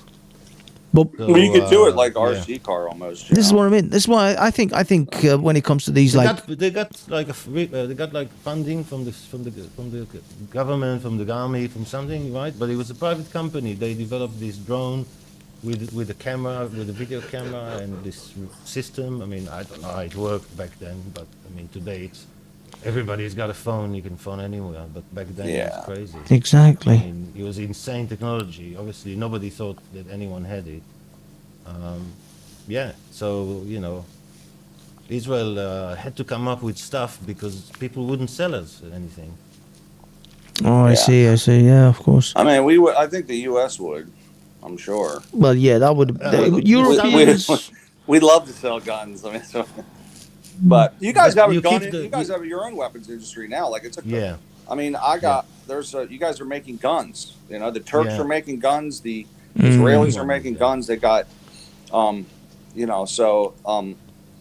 just sold lots of Aero 3 systems, which is like developed in cooperation with American. So you talking about this defense system? Yeah. Yeah. Not the iron thing, but the. No, the sky defense, the missile defense system. Yeah, I think you guys developed more of that than we did. Like didn't we give it to you, and then you guys advanced it and made it into what it is now, which is basically a net. Oh, the Iron Dome. You mean? My friend Silver. I don't know where he is at the moment, but he's very into it. He knows all the ins and outs of it. I'm like an idiot. Bye, Francis. Yeah. Gentlemen, what time is it? I apologize, but the hour is upon us. It's late. It's late over there. It's it's half past 11 here, and I would imagine for Mr. Mossad it might be like 1 or 2 in the morning. I don't know. Yeah, no joke. Good catching up. Thank you so much, gentlemen, for jumping on. As I say, you guys can carry on talking if you will, but I'm jumping I need to go out. Anyway. Yeah, I gotta eat dinner, In that case, it is wonderful. Thank you, gentlemen, for coming. Let's. I'll if you guys want to have another conversation, just let me know. I need to run, actually. And I'll do another I'll stream. comment on one of your things. One of the videos. Just drop a comment. I'm on Twitter at Banksy Style UK. If you want to tweet me, DMs are open on Twitter. Whatever you guys, whatever you feel like it, just comment on, and I'll pick it up. I'll see you on CT. Exactly.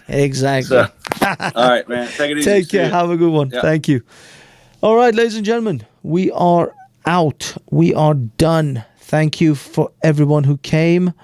I got to figure out a way to use some of these little mean things. Mentally deficient / retarded / dripping with autism, just spewing out of everywhere. God knows where this autism's coming out of. I gotta find moments where I can use these little clips. I've got so many of them, and I have to find moments. Problem is, I think I have a lot of people that are just agreeable, and so it's okay. Here's one. This is potentially for our future as quote unquote free societies. So this is how liberty dies. With thunderous applause. That goes out to you, Mr. Hamza Yousaf from Scotland, and your efforts to basically destroy what is, I consider, a great country, one of the greatest on the planet. But unfortunately, under the tutelage of such people as Hamza Yusuf. So this is how liberty dies. With thunderous applause. Anyway, guys and girls, thank you so much. Thanks for Ryan, for Mr. Mossad, Mr. Francis, and actually MC did jump on for a second, but then he left. But I think MC he looked to me like he was exceedingly drunk. So that's why I wasn't really sure what he was up to, and his microphone was terrible. But thank you, MC, for attempting to come on. I think that was MC Anthony. Anyway, guys and girls, now I got to give a big shout out to the War Kettle. Haven't seen him in ages. I hope you're doing well, my friend, and I hope everything is good at your end. I don't know if he's still in the chat, but big up, and we got to catch up. We got to do a show at some point. I don't think he's been active on YouTube for years now. Thank you, Fun with Dirts. Thank you, Timmy Bobinson, Woody Johnson, John Mack, God, everyone, Roman, John, Mustafa, who else? Did I miss? God, of course, Curb Your Enthusiasm. Thank you so much for popping in. And I think that's about it. Apple, Charlotte, love you, Apple. Hope you're well. Hope all is going well with you. I think that's, I'll be honest, of course, Barnabas, Midlife Bro Logic. If you catch this, I don't think he's with us. Thanks for coming. Chavez, Sexual Chocolate, which is ultra funky from G Block. Big up the G Block. Manny Cinder, big up Manny Cinder. Lo Wang, and I think I covered everyone. Based Welshman, big up Based, and I think that's it. I can't scroll back anymore. And the result of our final poll that I asked, thank you for everyone for participating in that, and the results are to the question: do you think Candace Owens should join Tucker Carlson's network? And the options were yes, no, and should she open an OnlyFans account. In fact, 24% of people think that she should open an OnlyFans account. Somehow I don't think she's going to do it, but the astounding 60% say yes, Candace Owens should join the Tucker Carlson network, which I would be surprised if she doesn't.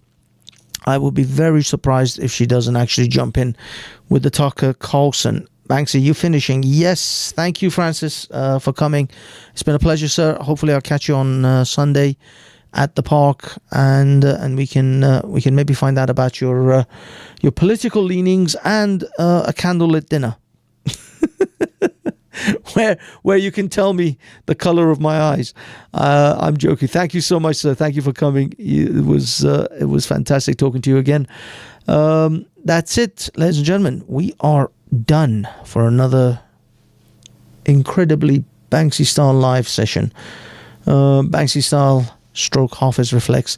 Please like and subscribe if you liked and subscribed. And yeah, just if you're in Britain, let us see if we can band together and oppose these tyrannical governments that are effectively bearing down on us harder and harder every day. I think that we should look into ousting such governments, but unfortunately I don't think we are. I think that they're just going to get bolder and more restrictive with their policies. They're adding literally laws on top of already laws, because I think the people of Britain we're just too complacent. We're not taking an active part in our democracy for as much of it that we have. Look for alternative parties. That's the only way I can see it. We have to get alternative parties into Parliament so that we have a decent opposition. Right now, we're just dealing with two sides of the same coin. And in fact, Labour are going to be worse. Labour are going to be far more restrictive than Conservatives ever have been. It's just the way they are. And we are screwed. Anyway, enjoy your week. Enjoy your long weekend. If I don't speak to you guys before that, I'm planning to maybe do some videos and some sketches on Hafiz Reflex. So go to Hafiz Reflex and subscribe, because I will post Speaker's Corner live stuff only there, and hopefully some sketches, fun comedic angles. I've got some ideas. I'm going to use the long weekend to try and at least produce 1 or 2 of those videos. In the meanwhile, have fun with the people you have fun with. Love you guys. Love everyone in the text. And I bid you adieu. And we're going to finish with a song from, again, my favorite police officer at Speaker's Corner, Mr. Steve Barnes, and his band Willow Wolf, Children of the Sun. And this song is called The Dragon Lines. I wonder what he's talking about when he talks about the dragon lines, because some of us know what it's like to chase the dragon, right?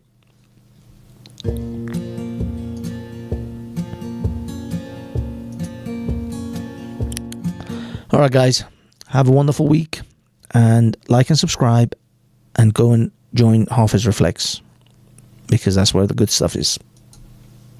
Ciao.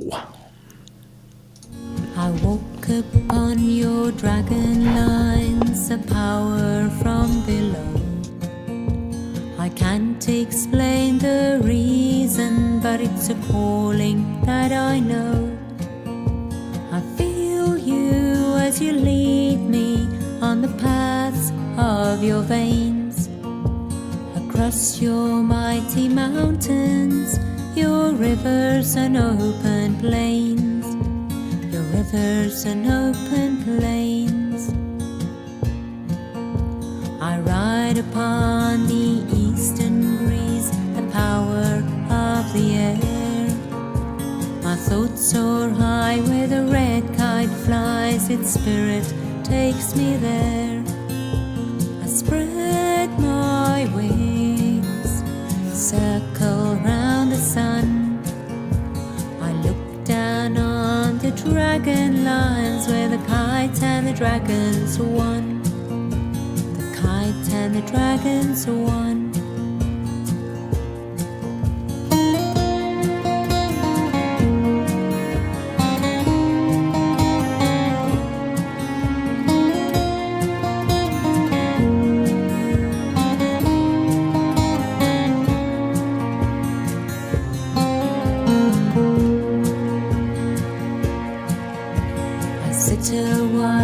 My silent friends, the spirits of the trees, they gently guide me deeper to the doorway that you leave. My roots reach deep to the earth down below, where I journey on the dragon lines to a place that I know, to a place that I know.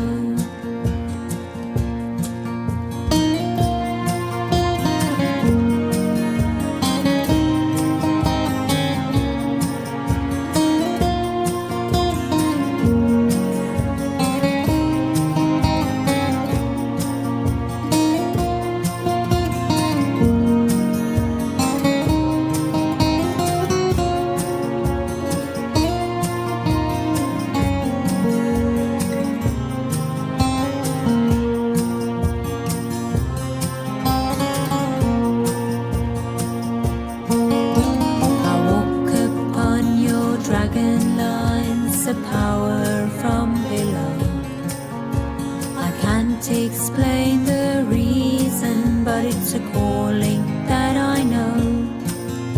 My roots reach deep to the earth down below, where I journey on the dragon lines to a place that I know, to a place that